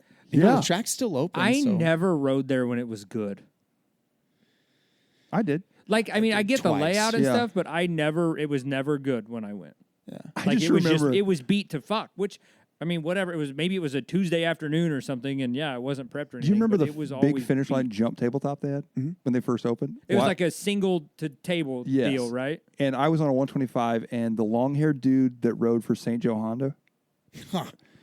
You know what I'm talking about, though? Yeah, I'll never remember his name. Okay, he jumped it, and I'm like, I can do that. So, third or fourth lap in practice, I go to do it, and I came up short, and I faced it. But the face of that thing, it seems like in my brain anyway, it was so big, and I hit, and the bike died instantly, and my whole everything inside of me just came out my mouth, and I just went, ugh, and then just fell over. What was that noise? Do we need to replay Yeah, the one from earlier? Is that what it was? Here. Ugh. Got it in there. There it is. Yeah, there it I'll hear is. So, when I think of St. Joe, I think of agency, though. Ooh, yeah. That was done before I started. Long done. I just remember when we moved up to 60s and they let us run the whole track, and you went off on the other side, and for a moment I was like, where's my dad? Where am I? I Yeah. felt so far away. I was like, oh my Okay, God. so we didn't ride that part on 50s. That was on No, 60s. That was on 60s. Okay, I think I only rode a 60 there one or two times. Same here. Okay, so what they used to do, just follow me here, on 50s, you would go up that hill, turn left around the finish line Yep. tower, and then just go back down. Yep. Okay, but then on 60s, you'd send that shit all the way All- down. yep. And then it wound around up into the Yep. back and then back up on the starting line. Yep. Okay. Yeah. And I remember seeing Ryan Woolberg on a CR80 after the finish line was like a little tabletop, and you went up a hill, and it was like an uphill double thing. Yeah. And I just remember I watched him take off. Both feet came off. He saved it, but when he landed, he grabbed a handful, and there was like another like roller, and he launched that thing. And remember when you went off the track, the rain ruts were like 17 feet deep? Yeah. He launched his bike into that, and his bike just went, and just stopped. That was it. There's a photo of you, me, maybe Brian Goddard and Jacob Summers Oh my gosh. in those rain ruts. I haven't heard those names in forever. I Yes, stayed playing at little Brian bikes. Goddard's house one time. Really? Yeah, up in St. Joe. We hit a little track at his house and we rode like the weekend. But it was like nowadays it would be like a pit bike track, but we stayed at his house. Did Brian pass away? Yeah, I Yeah. thought so. So did Jason. Jacob. Yeah. Jacob died in a car wreck. Yeah. Yeah. Brian did too? Yeah. Huh. Yeah. I That was a didn't know couple. that. That was a couple. Do you remember the name Clayton Riggle? No. He was a flat track racer that went on to. He was a pro flat tracker whenever flat track was like at its very lowest. But he came around the spring series and raced motocross for a year or two. Impossibly fast in the left-handers. Dry Imagine slick. that. He just had that thing pitch sideways. Dude, and see the thing was Merwin was mostly left-handers Yeah. and dry slick. So he murdered me, Cody, Chris, anybody out there. It was Clayton Riggle was the champ out there on KX60s. Did you ever ride Cody Clark's turn track out Next at to the Grandpa's house or whatever? Next to the railroad tracks? I think so. Yeah, it was like in town, wasn't it, or just outside of town or Yeah. something? No. Maybe it was like on big bikes. Though. Oh. I think it was at Grandpa's house. What was- Anyways, that's like the most. You just mentioned him and riding over there. That's like the most difficult turn track I ever rode in my life. Really? It was, but it was like it wasn't even as wide as this table, and like everything was a rut and big giant bumps. But that's why. What about Cody Luke was so Smith's good. track? Do you remember his track? Fight Club. Fight Club. Yeah. Yes. I did not. Yeah. Amazing dirt. I rode there once. Yeah. I think Was I it went super once or ruddy? twice. It was super dry. Super dry, Yeah. It was always super dry. Well, it was like baked. like outside right now. Yeah. Yeah. But ruddy? Do you remember ruts? I don't really remember. Because the thing about riding at S&S is Dave and Lonnie would go out there and they'd make the boys ride every corner, but they had cones in every single corner. And as soon as they made a line, you know how like you get that pinnacle rut where it's like totally railable. They'd throw a cone in the rut and make them go out and create a new line. Your dad used to do that too Yeah. at Great Valley. Mm-hmm. RJ did that. RJ did it with tires. Yeah, RJ did it, yeah. with tires at Kingsville. Did the same shit at Merwin also with go-kart tires. Mhm. That was Yeah. standard practice for a long time now. Yeah. that I think about it. You don't see track owners do that anymore. Uh-uh. I remember I watched Guy Cooper, which he wasn't by any means the owner of the track at Anadarko, but it was all one line through the little chicane before the finish line, and he was like riding through, acting like he's just looking around or whatever, and he hooked his foot on the tire and drug it out and then dropped it in the turn so that there'd be more lines. Oh my God. I saw Brian Mason do that at Cahokia one year. Mm-hmm. No, fuck, was it Brian? It was somebody that was really fast. And I believe it was Brian. And we were on a parade lap. Josh Mast. It was Brian Mason, Josh Mast, me, all riding around kind of in a line. Brian does the same exact thing. Josh sees it, stops, moves the tire even further in from where it originally was, and looks back at me, laughs, and flips off Brian Mason. And Brian, I think it was Brian. I'm just saying that. That makes sense. He raced Yeah. up there a lot around that time. You remember whenever Brian Mason was sponsored by Nintendo 64? No. No. Uh-huh. Yeah, his number was 464, and he always wore a white jersey with a big N64 logo on it, Troy Lee pants. I remember the Troy Lee pants that were on Yamaha. Yeah. Yeah, I remember that, but the I don't- jersey, but I don't, the white jersey, but I don't remember that had an N64 N64. logo. I don't remember that part at all. Yeah. Because back then a white jersey wasn't very, like that wasn't super popular. Remember whenever jerseys had white backs? Yes. Oh, did you see the new O'Neal gear? Yes. Dude, they fucking killed it. Yes. That white jersey. I'm so glad they went a full white jersey with color on it instead of trying to make the whole jersey that color, because that was wrong. That's wrong. You know, those throwback years where they do the whole jersey just like the pants. No, everybody ran white jerseys with logos on it. That was really cool. There, the Fox stuff. The 2020 is gonna be awesome. It's popping. What's Fox? Do any of us know what Fox is? What do you mean? I get mine at Donnell's. Since we're all three of us are sitting Oh. here in Fox shirts. Fox is an unofficial sponsor of the Over the Bars podcast, brought to you by Josh Hudson. Yeah. Yeah. Go get some. Yeah. There are many places to buy Fox and Shift both. The new Shift gear's out. Is it out? Oh yeah, no, it is out. 7-1. I want to. I like a little bit of it. I'm really feeling that stuff this That year. I need to try to get some. Aqua. Yeah. stuff. The Miami Dolphins color. Yep. Miami Dolphins gear. That's popping. Popping. Is that what Sexton wore last year? Mm-hmm. No, he wore it a couple races This ago. year. They wore it this year. But last Supercross season. No. What was the nasty green? I didn't like that. That was the New York Jets stuff. yeah, I didn't like that. It was like green, like that calendar on the wall. Yeah, I the didn't like green. that. It was a one-off for that race. Yeah, wasn't a fan of that one. And then Kenny wore some Seattle Supersonics gear at the Seattle race, which was white, Kelly green, and yellow. But I don't remember that. Nobody that's not a Seattle or a basketball fan would pick up on it. Yeah, Which is none of us. no one in this room Other than or maybe, anyone listening maybe to this Jeff. podcast. I knew it. Yeah. Oh, what do you say? 2 hours? Is that enough? I was going to Let's do ask it. you how long we were going to go because I have a couple things we can talk about. Oh, but I fuck, can save them for later. No. I mean, a couple of these could run on for a while. Well, let's just let's do some quick rapid action. How about that? You want to do hit hot topics? Do you want to throw that in or no? Do we just want to do it? We'll just. I don't have the audio file. Oh, okay. Hot topics go. Here we go. Hold on, wait. Only on Over the Bars podcast will you find hot topics ranging from motocross to remote control car. This is Hot Topics. Hot Topics are presented to you by our Patreon subscribers. Go to patreon.com/overthebars to pledge today.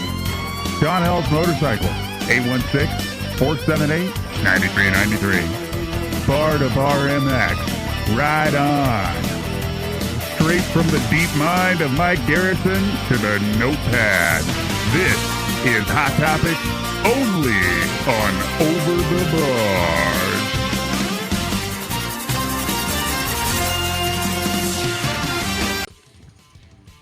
Go. All right, so this is Scott's Hot Topics tonight.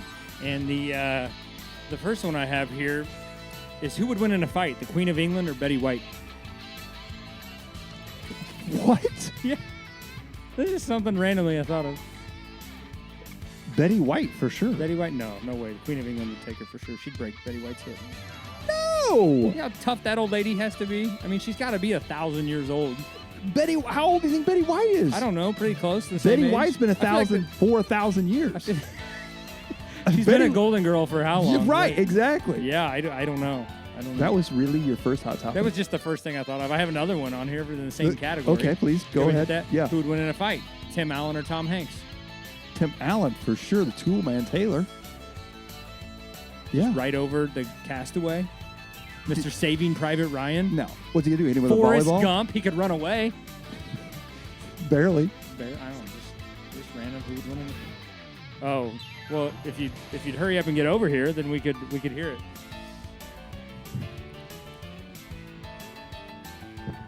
Who would win in a fight? Tool Time Tim's neighbor, Wilson, Wilson? or Bubba Gump? Or Bubba, Wilson. You know who Bubba Gump is? Bubba Gump. From Forrest Gump? Yeah. Bubba? I went for sidekicks. Sidekicks. Wilson for sure. Bubba Yeah. Gump doesn't have any legs.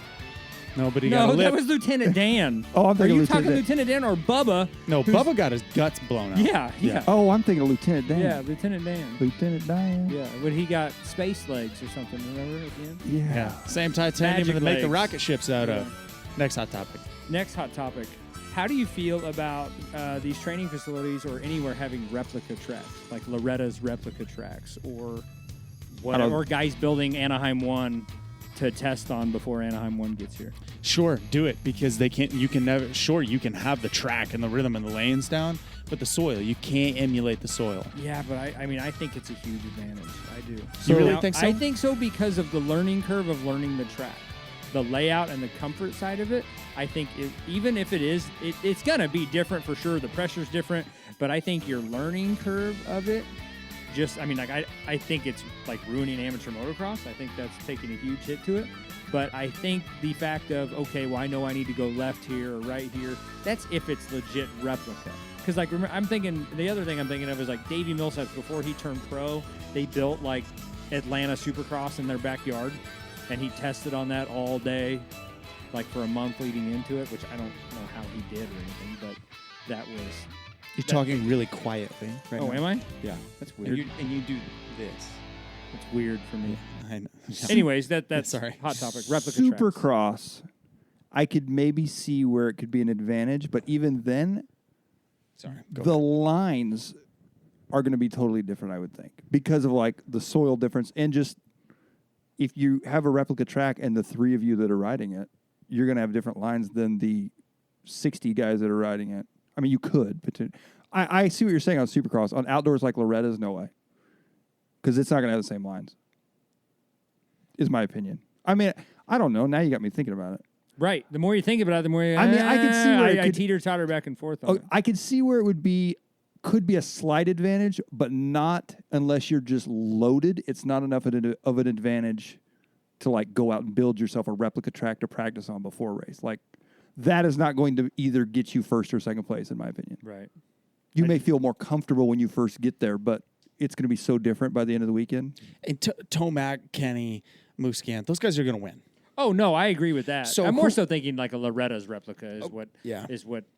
Again, you can replicate the track, but you can't replicate the soil. And Loretta's it's the most unique soil. There's only one track that's ever been even remotely close, and that was Grain Valley, because of the mulch. Right. You have to spend a shit ton of money on mulch, sawdust, and sand, all 3, because they have all 3. Plus, it has to be a very specific type of clay that they put that into. Because if you put mulch into, let's say you build a Loretta's track, but you have sand, well, it's going to be totally different. And the ruts, dude.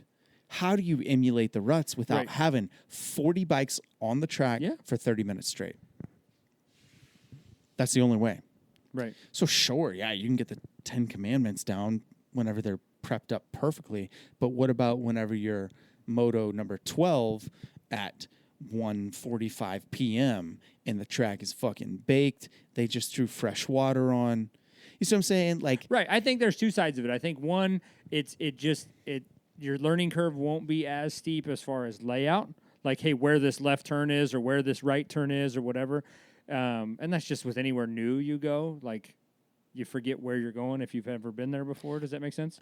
I believe the cream will rise to the top regardless. 100% agree. 100% But then agree. again, the other part of it is I think it's a marketing ploy for anyone that has a facility. Yeah, because how do you exactly, even let's take dirt and everything. If you had Loretta's next to Loretta's, if you had a practice track, you could still never exactly replicate the track that's sitting next to it, even if you were looking at it when you built it. The only way that you could do it is if you had visual GPS coordinates. Like if you were at the track at Loretta's and you went out, and somebody's probably done this, where they've gone out and like lap kinged it, where they dropped pins and then saved all of the distances between all of the jumps and all the corners, and knowing how fucking nuts some mini parents are and amateur parents are, it wouldn't surprise me if somebody's done that. I bet it's already. I bet Lit Pro has it done already. Or there you go. Okay, Lit Pro already has the track completely mapped out, 100%. Jump, elevation, everything totally done. So you could take those metrics and just throw it into a field, and if you have someone that's advanced enough in equipment, they can rebuild it. Yeah, I'm just thinking like, I don't know, maybe they do. You're talking like potentially $1 million to have a replica track if you wanted it exact. I think you could have it done for 65 grand. I think you could have it done less than that. Yeah. You think? Mm-hmm. Like There's how, not a lot to Loretta's, dude. Mm-mm. There's not a lot to it. It's really not a fair measurement of racetrack. It just happens to be the place they picked. I don't agree with that. I don't agree with that. Well, I'm considering, okay, when I say that, which it could be a fucking circle in a field, you know what I mean, and the cream is going to rise. But what I'm talking about is like Lake Whitney was a better national caliber track than Loretta's is. But why do you need a national caliber track for an amateur race? I'm just talking. If you're trying to get the kids of the next generation to be, if you want them to compete on a professional style track, then there you go. But it's perfect for what it is for amateur riders. You have 80 pros and everyone else is an amateur. You know what I mean? Yeah. So everyone else is an amateur. You have 50s. You have PWs. It's perfect for it. It's flat. You can see all the way across. It's great. The only elevation you have is in the middle, and it's all man-made. So a couple rollers on the inside. I think it's the perfect track for what it is. The bikes are what's wrong with the track. It's not the track, it's the bikes. Go on. I mean, They're too good for it now? yeah. Like the track hasn't evolved with the machinery? Yeah, absolutely. Yeah, even, okay, like It's that. like a big fair race. With that middle section that you're talking about, with the elevation, like you just Mm-hmm. said, those kids on fucking super minis are launching that Right. one single out, Out into to the that rollers and shit. Yeah. Yeah. And hitting the sand like a 125. Uh-huh. Yeah, it's a big fair race. so you're saying the track is like an early 2000s track and it's never left that era, but the bikes and the riders have. It's It's a 91 it is the track. same. It's Green Valley, 1997. Okay. But it's never changed. It's never changed. I mean, The soil and stuff has changed. Little things Yeah. have changed, but the overall, they've changed a couple directions of some straightaways and shit. but The it's basically complexity same of the thing. track has never changed. It's like Cass County Fair. One year it goes this way, one year it goes the other way. But it's the same thing. Yeah. But Loretta's goes the same direction every time. yeah. I mean, but the thing is, okay, in 2000, the fastest bike there had 51 horsepower. In 2019, the slowest 450 there has 54 horsepower. Yeah. You see what I'm saying? Yeah. So the bikes have outgrown the track, and over half of the entries are on 450s. In your vet classes and things like that, Yeah. your 450C, whatever. Yeah, so you start adding in all of the 450 A, B, and C. College boy, they don't have open four-stroke anymore. But, They have two-stroke now. right, yeah. All the vet classes, which there's like 10 of. So there are more 450s on that track than any other bike. That's the most style of bike. And you know what? For guys like Bud Guthrie, etc., it's fucking perfect. Can you imagine having a 30-minute moto on Lake Whitney in the plus 40 class? If you had 40 No. Yeah, no, that's 5 laps was so hard. right. Yeah, that's what I'm saying. It's like if you had 40 riders on the gate and it was Lake Whitney, 20 would finish the first moto. If it was a 30-minute moto, 20 guys in Yeah, plus it was 40. gnarly. Yeah, right. But that's what I'm saying is if you're trying to measure by overall, I guess, toughness or whatever you ever want it to call it. I don't know what it is that you want that race to offer. There's what we're missing. What are you actually measuring? Yeah. Everybody. Yeah, I mean, the same kid that wins at Mini O's in the Gatorback outdoor track, wins on the Supercross track, wins at Loretta's, wins at Freestone. You know what I So- mean? Like Freestone to me isn't even that good of a national track. I but think it's just- I'm not picking up what it is that you're putting down. Is your insinuation that you wish the national was at a different track?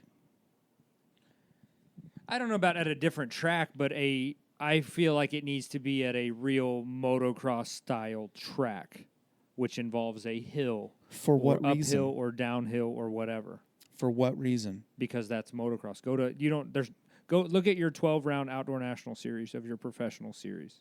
All of them but one have elevation. Exactly. Well, this is not a national motocross race. Right, but So why does it have to have those features? It is an amateur race designed for amateur riders.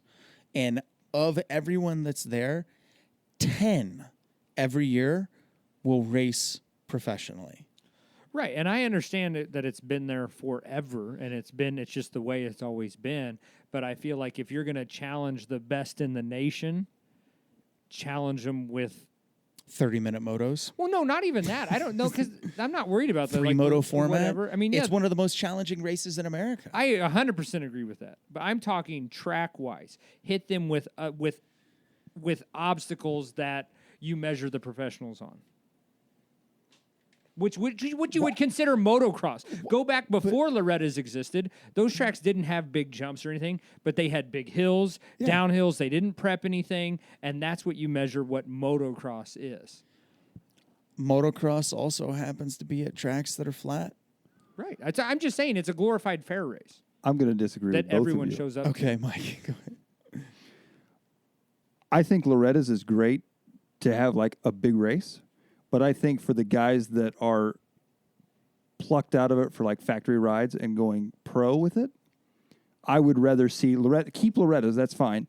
I would rather see something along the lines of Supercross Futures. Oh where my those God, guys, this leads into my next hot topic. where these guys, those particular guys, not the amateur, not the C guys, not the plus 40 guys, not those. That Loretta's is great for that. For choosing who's going to be on Geico Honda next year,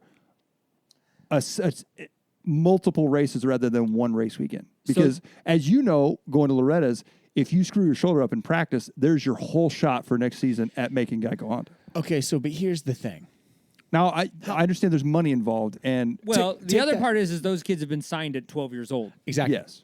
But Yeah. okay, but then we can go back a little bit. Justin Cooper came onto the scene 2 years ago. Mm-hmm. He was pretty good as an amateur. I thought he won Loretta's in the B class. That's I think one class or something. But I mean, he came on late. Okay, he's from Northeast, whatever. Maybe I didn't know about him till like 2 years ago.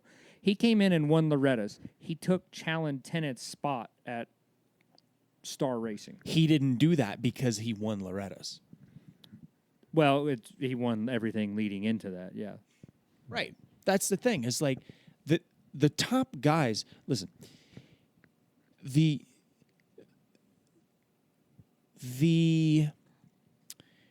guy who's getting signed to ride hold for on. Geico. The illusion is that Loretta's is the make or break race. The truth is that Loretta's is a dog and pony show. Correct. Yes. Okay. Okay, that's Loretta's is the opportunity for the industry to Loretta's is day in the dirt for race families. So what you're saying is, like for me, for instance, like I picture if you do good at Loretta's, that's your ticket to a ride. But what you're saying is, yeah, it may help, but not help or hurt any more than any other race you go to. Correct. Because look, with our perfect example is our boy Benny. Okay, Wins good. Yeah, Horizon Award winner, wins Open Pro Sport, goes and pays his own way to go race Supercross. Yeah. So, but then you look at guys that you'll see guys will say they win Loretta's, and then they it's like, okay, well you checked all the boxes, so now you get your deal.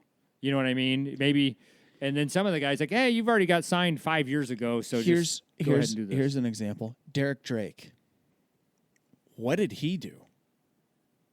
He won Loretta's last year, In what class? Pro Sport. Fuck, I didn't know that. Yeah. Okay. I think, and then, so yeah, but how funny is that they can ride pro nationals now and then go race Loretta still? He rode 2 nationals, I think. He pulled the whole shot and led Redbud. Yeah. Let me ask you this. Who's the other kid? Pierce Brown. Okay, Pierce Brown. What did he do? Maybe that's who he's I'm been a thinking KTM guy since he was on 85s or something. of. Okay, so there you go. yeah, he's groomed into the spot and already. that's the next style of guy. So and has been Austin Faulkner, Adam Sensarillo, but now we're starting to get those guys that are not like household amateur names like those are, to Pierce Brown types. Whereas, everybody in America that raced motocross knew who Austin Faulkner was. Everybody knew who AC was. Alessi. Alessi, that's what I was going to Okay, say. Millsaps, those names. Now, if I don't know if I can't tell the difference between Derek Drake and Pierce Brown has a factory ride on TLD KTM, then what is that saying? It's starting to show that those Loretta's results are slowly dwindling away.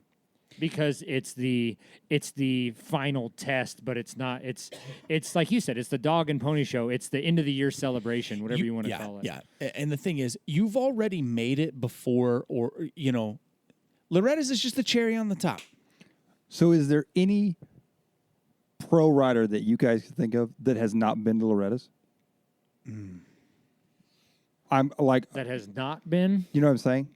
That just skipped Loretta's Just altogether. totally skipped it altogether. I wonder if there's ever, like, I legitimately don't It's know. going to be guys like us. Well, I'm saying like, But we've been. But I mean, yeah. but I'm saying like guys that have skipped Loretta's altogether and are like on a Geico Honda team or Oh no. Hunter Lawrence, did he ever do it? He came from Australia. Yeah, that doesn't count. But that doesn't count. I mean, Ken Roxon rode Loretta's, and he's from Germany. I guess what I'm saying is, so it still has some importance because you don't see. You have to be there. So in order to get a deal for KTM, Kawasaki, you have to be at XYZ races no matter what. Yeah. And like back in the day, you used to have to show financials of showing that you could afford to take your kid to XYZ races. So whenever you and got be there. the original Team Green package, whenever we were, mid 2000s, was you're going to get 6 bikes. You're going to get all the Pro Circuit parts. You're going to get the Thor gear. Okay, all that stuff's being paid for. Now what we need you to do is show us proof of income and financial ability to get your kid to these 6 races. Mini, World Mini, Ponca, Loretta's, Mini-O's, Branson, Englishtown, whatever. Dodge, yeah. Race every weekend. Mammoth. Race every weekend. There was essentially 10 races that they selected as amateur nationals and a requirement that you go to 7 of them. You pick the 7. And the same thing was with Jimmy whenever he was on Yamaha. Yeah, that's how it worked. And I'm sure it's the same now, but the difference is these kids are getting paid or their parents are getting paid. It used to be the other way around where, you had to essentially pay your own way. Now they get maybe less bikes, and maybe the bikes are more on and you. it depends on the kid too, because the elite kids are getting a check or they're getting a contract. They're signing a contract. Yeah. Your other kids that aren't elite kids, but they have a quote unquote ride, are cutting a check to be on a team. Yeah, there's a lot of pay to play. Yeah, now. pay to play, and that's even in the pros. The pros, dude. That's it. Who the team goes. What can you do for me? Where is your money coming from? What can you do for this team? And then I'll give you a spot. Mm-hmm. You can bring in outside money. Oh, you have TMV parts, or you have Rip and Ruts is wanting to cut a check for $200,000. Okay, well, we'll make a spot on the team for you. Or Grandpa Joe is going to cut a $30,000 check so I can join TPJ. Yeah, or whatever, and is going to almost buy your spot on the team without buying your spot on the team. But there's a lot of kids, which on the U side, 85s, whatever, that you see in a semi and their factory or they have a deal, they really cut a check to be on that team. And now they cut that check, and there's all kinds of things that are included in that check that a lot of people don't get, or it kind of makes sense when you're chasing the full program, when you're going to every single national and you're homeschooled and everything else. The Rock River team is pay to play. Pay to play. Mm-hmm. Or at the pro level, it's ride for free. Yeah. Yeah. So pay to play. That's a huge part, especially these amateur teams. Very few kids they'll get free parts, stuff like that, but they're buying their way on a team, or someone is buying their way on a team so that they have what they need to go racing. So for full circle, so the race is kind of an illusion, but there is some validity still to it. Well, yeah, absolutely. Yeah, okay. Yeah. Yeah, and it's you have to be there. Yes, especially if you say you're on whether you are somebody or not, and you're trying to make it, quote unquote, make it, you have to be there, because being there, for one, gives you the opportunity to meet people. It's networking. It's a networking event, just like every one of those amateur nationals is a networking event. Now, I will add though, you go honestly, west of Kansas City, and participation in Loretta's drops off massively. It doesn't matter. Yeah, because the thing is, once you start to get on the west side of the Rockies, you're a lot closer to industry. Okay. So then you can race the Dodge Amp National. You can race the SoCal Classic. You can race Mammoth. You can do the Trans World Series. And dude, you're in the fucking spotlight every weekend because the people that run those companies, they go racing too because they're motocross enthusiasts. They're racing there. enthusiasts. You're in their face without going to Loretta's. So Right. Loretta's gives the kid in New Hampshire a chance, the fast sand track kid from New Hampshire that wins locally, a chance to show his shit Precisely. when the industry comes that direction. Kenyon Richards. Brandon Hartranft. What was Justin the, Cooper. The kid on not Styles Robertson. The kid on Kawasaki's that rides for Pro Circuit now. Styles Robertson. No. Oh, I Seth know. Hamaker. Yeah. Uh-huh. Yeah. Or does he ride? I don't for- know where he's from, but yeah. No, who's That's he not who ride I was for? thinking of either. No, but he rides for Cowie. You're right. Yeah. But I mean, it's a networking event, and every one of those amateur nationals is a networking event, and people will do second and third mortgages on their home to go do it. Mhm. But like you said, most of those kids, or like I said, I guess, is those kids are buying their way onto a team. You see these teams, and especially when you see kids from another country or whatever, Yeah. like they bought their way onto that team for sure. And then, I mean, then you go to different races. Most people, Mini O's is the race of the year. Especially, like, if you go to Mini O's, it is Mexico and Brazil's Loretta's. Yeah, you get a lot of international Yeah, flavor. you'll get English guys, Australians come to Mini O's. They go to Mini O's. Well, the reason for that is because there's no qualification requirements. Right, you just show up and race. Mm-hmm. So you buy bikes, go race that race, and sell your bikes or whatever. Right. Rent a U-Haul truck. Mm-hmm. Yeah. Or you pay a team to Right. have your stuff But there. yeah, that works for the international flavor. But I mean, you can't do. It's so much harder to do Loretta's that way because you're required to be here essentially from May through August to Right. do Loretta's, Right. or April even. April, May, June, July. Yeah, so it's like a 4-month investment to do Loretta's. And in the meantime, you're living at MTF or GPF or Walkers or whatever, Mm-hmm. and riding all day and whatever. Part of the deal. I'm kind of like with, because Brandon Yates qualified for an A class at Loretta's. And I'm like, right on, dude. So are we going to see you at Budds Creek the next weekend? He is not into it at all. Isn't that weird? That's really But- weird. But Because Mini O's. So he'll. I don't know. I'll have to ask him. No, that's his thing. He's like, I wanna finish out the year doing many O's, and I'm like, it's not like you can't do both. Right. What are you gonna do after Loretta's? Go back to Matt Walker's and train for 4 Man, the months? hard part that I've seen is like I've seen all these kids that are at facilities, and we're 3 weeks out from Loretta's or 2 weeks out, and kids are getting hurt. Yeah. At these facilities. Yeah. Like, or I see people loading up, driving down to go do Loretta prep camps and stuff. It's like, man, just be careful. Yep. Like, just stay healthy. Like, Yeah, that's stay the scary sharp, part. but you can't, between regionals and Loretta's, you can't gain speed. No, at regionals is the fastest you'll ever be. Yeah. You gain your speed between the area and the regional. Yeah. That's where you make your. After that, you've made the show, and it's just figure out how to manage Loretta's. Mike, did you have a comment you wanted to make? well, I was just saying, so like guys like Yates are doing it for the experience, is what you're saying. I guess I don't have Brandon figured out. But I do feel like for some people, I mean, like, I know it's a financial burden, that kind of thing, but I do feel like despite majority of the people's feeling of spending a week at Loretta's, I do feel like some people, like, they just want that experience. Oh, 100%. Like, they don't care if they ever get a ride checks a out box, of it. man. It's just like going racing an outdoor. It checks a box. I Yeah. mean, no matter Yeah. what, and you want to keep checking boxes. As soon as you check it once, you want to do it again, and you want to do it again. But See, okay, my argument towards guys like Brandon is like, okay, I think I get where you're coming from, where you don't want to go in unprepared.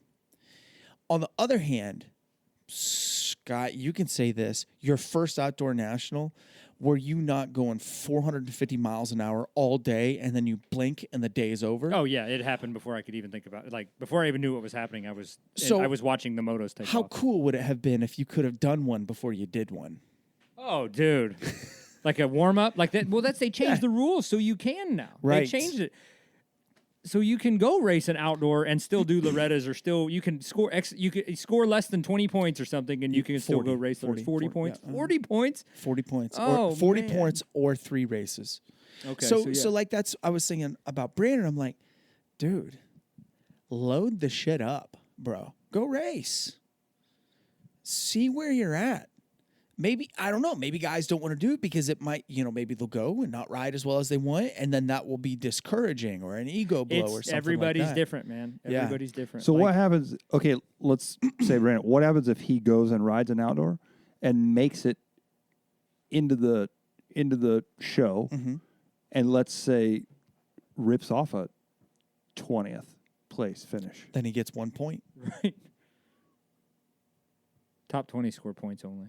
Okay, so and how many points do you have to? How many? What would exclude you from doing Loretta's? 40 points. 40 points or 3 races. So you can do 3, and then you're done for the year as still an amateur. To go race Loretta's. So what place would he have to get in order to not be able to race Loretta's? Well, he would just have to show up for the 4th race. Okay. Yeah. But See, I'm saying that's- if you that's just go the to thing. if you just go to 1, he would have to get what, a top 10 finish? He would have to go like top 5.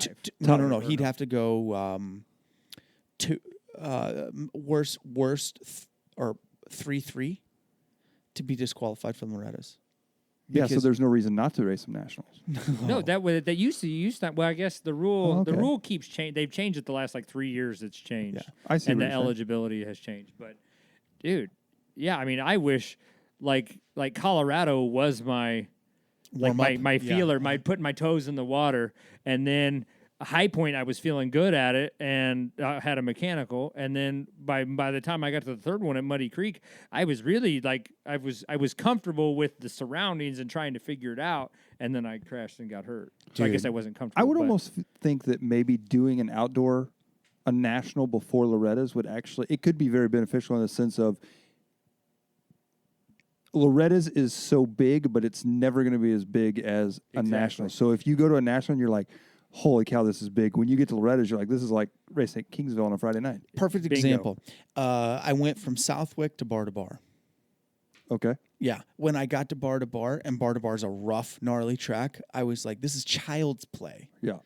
Yeah, same exact thing. Whenever or you go from like the hectic schedule and you are on someone else's schedule at an outdoor national. That's half the stress. Yeah, is God forbid something go wrong, and you got to Right. change a throttle tube or something like that.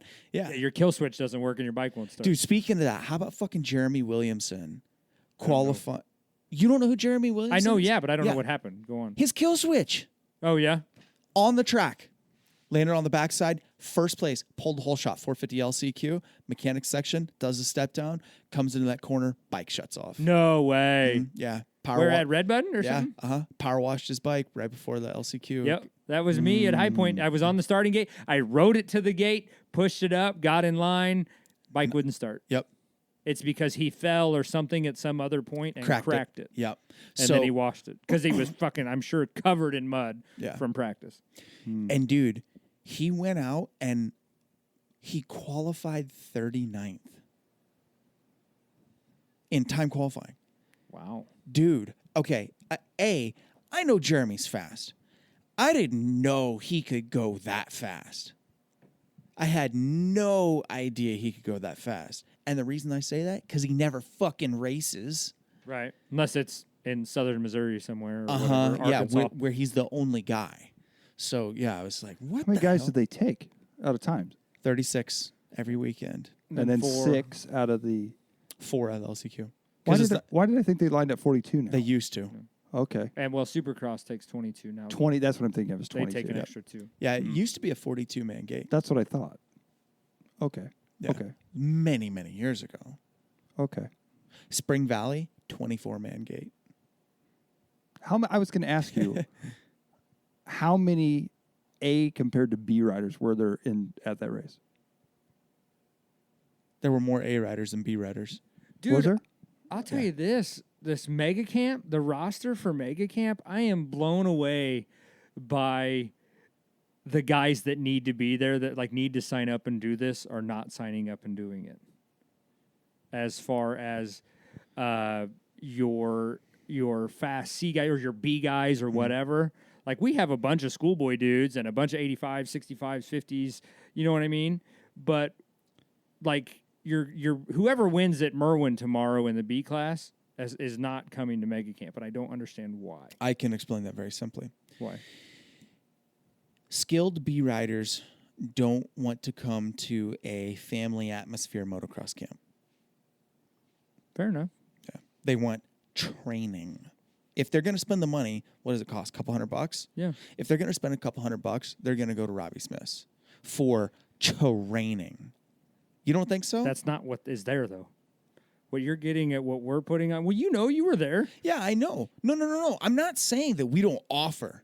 Oh, but they're going to go spend a week at a compound or at a facility or something yes. instead, You see what I'm saying? instead of take full advantage of a 3-day weekend in front of them. Yeah. Yeah. You see what I'm saying? Yeah. It's Well, it just blows my mind how, like, some of the kids, like 2 kids last year were over 10 seconds faster from Friday to Sunday after working with us for 3 days. Yeah, Which is but huge. people think the only way that you can get that fast is by going to MTF. Yeah. I mean, it's those training compounds have done such a good job of making it appear that, I mean, they have this attitude mixed with elitism, mixed with results, and combined together. It's an attractive package for people that think that they are serious about racing. But what they don't understand is most of the kids that go to those places are average B riders with broken technique that go get screamed at by Colleen and come home with a broken collarbone. Right, and crash and get hurt. Yeah, no, that is the average person that goes Yeah. to MTF, GPF, Walkers, Club, any of those training compounds. Greg and Robbie's probably excluded because they do turn people away. But those other places, I mean, come on down. We're going to turn Bobby into a champion. Well, and you have to race a stopwatch because I have to show your dad that you're faster by 0.2 of a second every single lap. Yeah, we're making And if you don't make progress. this stopwatch, then I'm not showing progress. So you have to go do extra laps now, or you have to go do push-ups. And I'm going to scream at Yeah. you in front of everyone. Yeah. Yeah. No, it's a high pressure situation, and it's And then little Timmy is laying on the track with a broken collarbone, broken arm, whatever. yeah, Adam Merrick. Same thing happened to him whenever he went to MTF. Left in a fucking ambulance because Colleen screamed at him for not launching this one single far enough. And then he did and landed, where the track was prepped, landed in a mud hole and flipped over the bars and got fucked up real bad. And then Colleen didn't even come over to him. Just one of the little track workers came over and tended to him, and they carted him off. Just business as usual. Right. Should have listened to what I had to say. The training I don't believe in the training facility. I just see too many kids getting hurt, and then I see too many kids going again and then getting hurt again and then going again and then getting hurt again. I'm like, you're not, you're not making any progress here because you're just continuing to. You're getting better as a rider at home more than you are getting better as a rider at those camps, or not camps, excuse me, facilities. Yeah, moving in for 3 months or whatever. And paying $20,000 to do it. But the other thing is the three of us come around in an era before MTF. Yeah, that's so we true. see it different. We went to the moto school that came through town, or we traveled to moto schools over a weekend. Yeah, whenever Shannon would do or when Travis Young or or Ronnie Tinchler or Gary Bailey would come through town or whatever, and you'd sign up and do one, and Rusty Shatterley. That was the era of RSMXS. us doing it. Yep. So it's just funny. Yeah, it's a different age for sure. And who are we to say that the old way is the right way? Yeah, right. Fine. It's just There's advantages and disadvantages, just I like agree. there is to any other side. Yeah, you need to be at a facility because you need to ride every single day and you need to log the hours. Well, as soon as you start doing that, then you get burnt out, or you're at risk 10 times more than your competition when you're at the facility. But the thing is, isn't all the competition at the facility also? Yeah, Look at it this way. depends. When we did those ridings, like the weekend riding schools, our dads were saying, at least my dad was, I never did any of those. Well, we always did. Man, we rode down there by the Hypermart. We had a track back there in the field. We just I rode every spent day. $200 for this Saturday. You better listen Yeah. up to everything. You know Yeah, what I'm while saying? our dads grew up riding on a kidney bean Yeah. behind But you know what I'm Piggly saying? Wiggly. But you know what I'm saying? Like, it's like we're turning into our dads. Like, 100%. The way we As- did it. yes. We are. 100%. We Yes. are our fathers. That's they the thing. didn't understand why we wanted to do the Saturday, Sunday schools 3 or 4 times a year when they came around. And now we're looking at these kids that are going off to these camps, leaving their families, going homeschool, all that kind of stuff. And we're like, what are they doing? They don't need to do that. Well, What's next? If you have the What will- pocketbook, What Yeah. will those kids be doing? see, but where I would disagree with that is the whole ship your kid off thing. Yeah. where Junior's living in a motorhome at 14 years old. I That has lasting negative effects on a human being for you to be shipped away from your family, living in a luxury motorhome with an open checkbook and a practice mechanic and people always catering to you, yeah. and then getting it, the occasional ass chewing from your coach. My problem with it has nothing to do with riding or whatever. My problem is not problem, but it takes the family aspect of motocross racing, not out of it completely, but out of it basically. I think what we're seeing is a breakaway sport within motocross itself. Yeah. Your separation Yeah. between your elite amateurs and your local amateurs. Is that what you mean? Because the guys that used to win Loretta's raced every weekend. Yes. Now the guys that When Loretta's we just- always say Loretta's, Yeah. that's the Yeah. token. But the kids that are winning the amateur nationals race 6 times a year, and they're all amateur nationals. Yes. And when we would, I guess here we go again, when I did it my Yeah, way. back in my day. But you raced every weekend because there Yeah. wasn't a facility. So and you drove to where the fast kids were. You either did you drove where the slow kids were, where the contingency money is, Mm-hmm. which was north, or if it was time to get ready for nationals or you were trying to get faster, you headed south and raced the faster kids on the faster tracks. I also, as a kid, if I was in today's era, like when I was raised, I could not imagine, even if I was able to do so. When I turned 16, like, yeah, I did, but I wanted to go to the track with like my mom and dad. Like that was part of the Dude, whole experience. it was when they weren't there, you didn't ride as well. No, or it was you were like a little weird. more nervous. Yeah, or I went to whatever. Carthage one time, and like that was the first time I ever went to a race without my parents.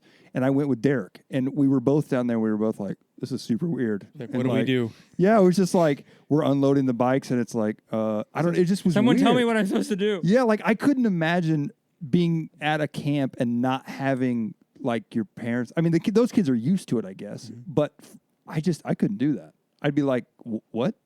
That's bizarre. I don't feel comfortable. Yeah, I think there's a lot of kids that want to get the fuck away from their parents too. Yeah, that's true. That are that probably are telling their parents, well, the only way for me to get faster is for me. Kids are smart, man.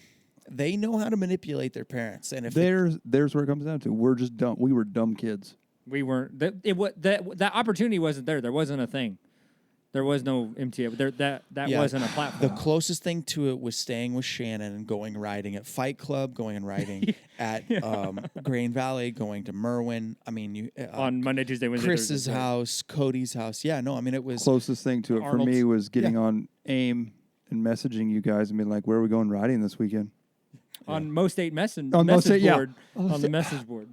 Oh, Kingsville's having practice on Sunday after Saturday. Ooh, that'd be good training. Yeah. After the race on After the Saturday, race, they're having yeah. practice. Yeah, that's Yeah, right. it's- It'll be yeah, good. yeah. It'll still have some moisture in the ground. Yeah. From the races. honor box.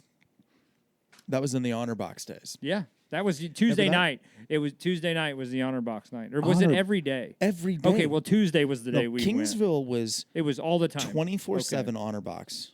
Yep. There was a little drop slot. You're right. Yeah. The little Well, I knew white- that, the but for little some reason I was thinking it mailbox was just thing one that day. on the door of the concession stand. Yes, sir. I do remember With the that. sign-in Envelope. sheet Yeah. right next to it, and you put the money in the envelope. You wrote your name on it, and you dropped it into the envelope. Yeah. Or into the chute, and then that was it. Every once in a while, you go out there and there'd be a tough truck or like maybe a quad guy that tried to sneak out there. Or you're on a 50 and you're riding around with Mark Morris. That's what I was gonna say. I Yeah, got that's what, smoked on a 50 by Danny Stansberry on a KX 500. Oh, you mean like hit? Yes. ran over. Yes, I was after the ski jump and I'm like, heading up to that double, and all of a sudden I hear, roar, and then, bah, bah, bah, and my bars come out from underneath me, and then Danny goes flying off the track, and I'm laying there, and I'm like, what just happened? That was a KX 500. That was a KX 500 that was mowing good. over me. That was really good. Dan, the Snap-on man is what happened. yes. Yeah. Yep. All right, boys, let's wrap it up. Bedtime. We're 2:40. Any No, stuff? I'll save it. Mega Camp. Yep. Come ride with Jeff and Brad and I, and Mike might make an appearance. Yeah, I'm going to August bring out 2nd, the old 3rd, Rubicon. 4th. Do it. Yeah. I just worked on the mule, my dad's mule, got it all prepped up to take out there, so we have a side-by-side. Yeah. Fuck yeah. It's going to be way sick.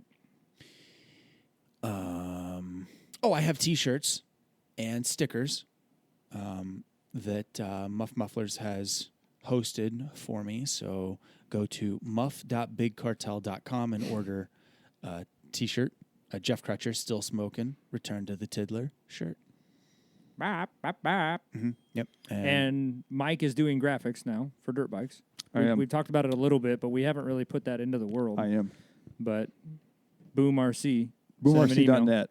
The motocross graphics actually aren't on the site yet. I probably need to update that. Send them an email with what bike you have and what graphics you want done. Info at BoomRC.net. That's all you need. Yeah. All right, boys. All right. Good night. See ya. Ugh.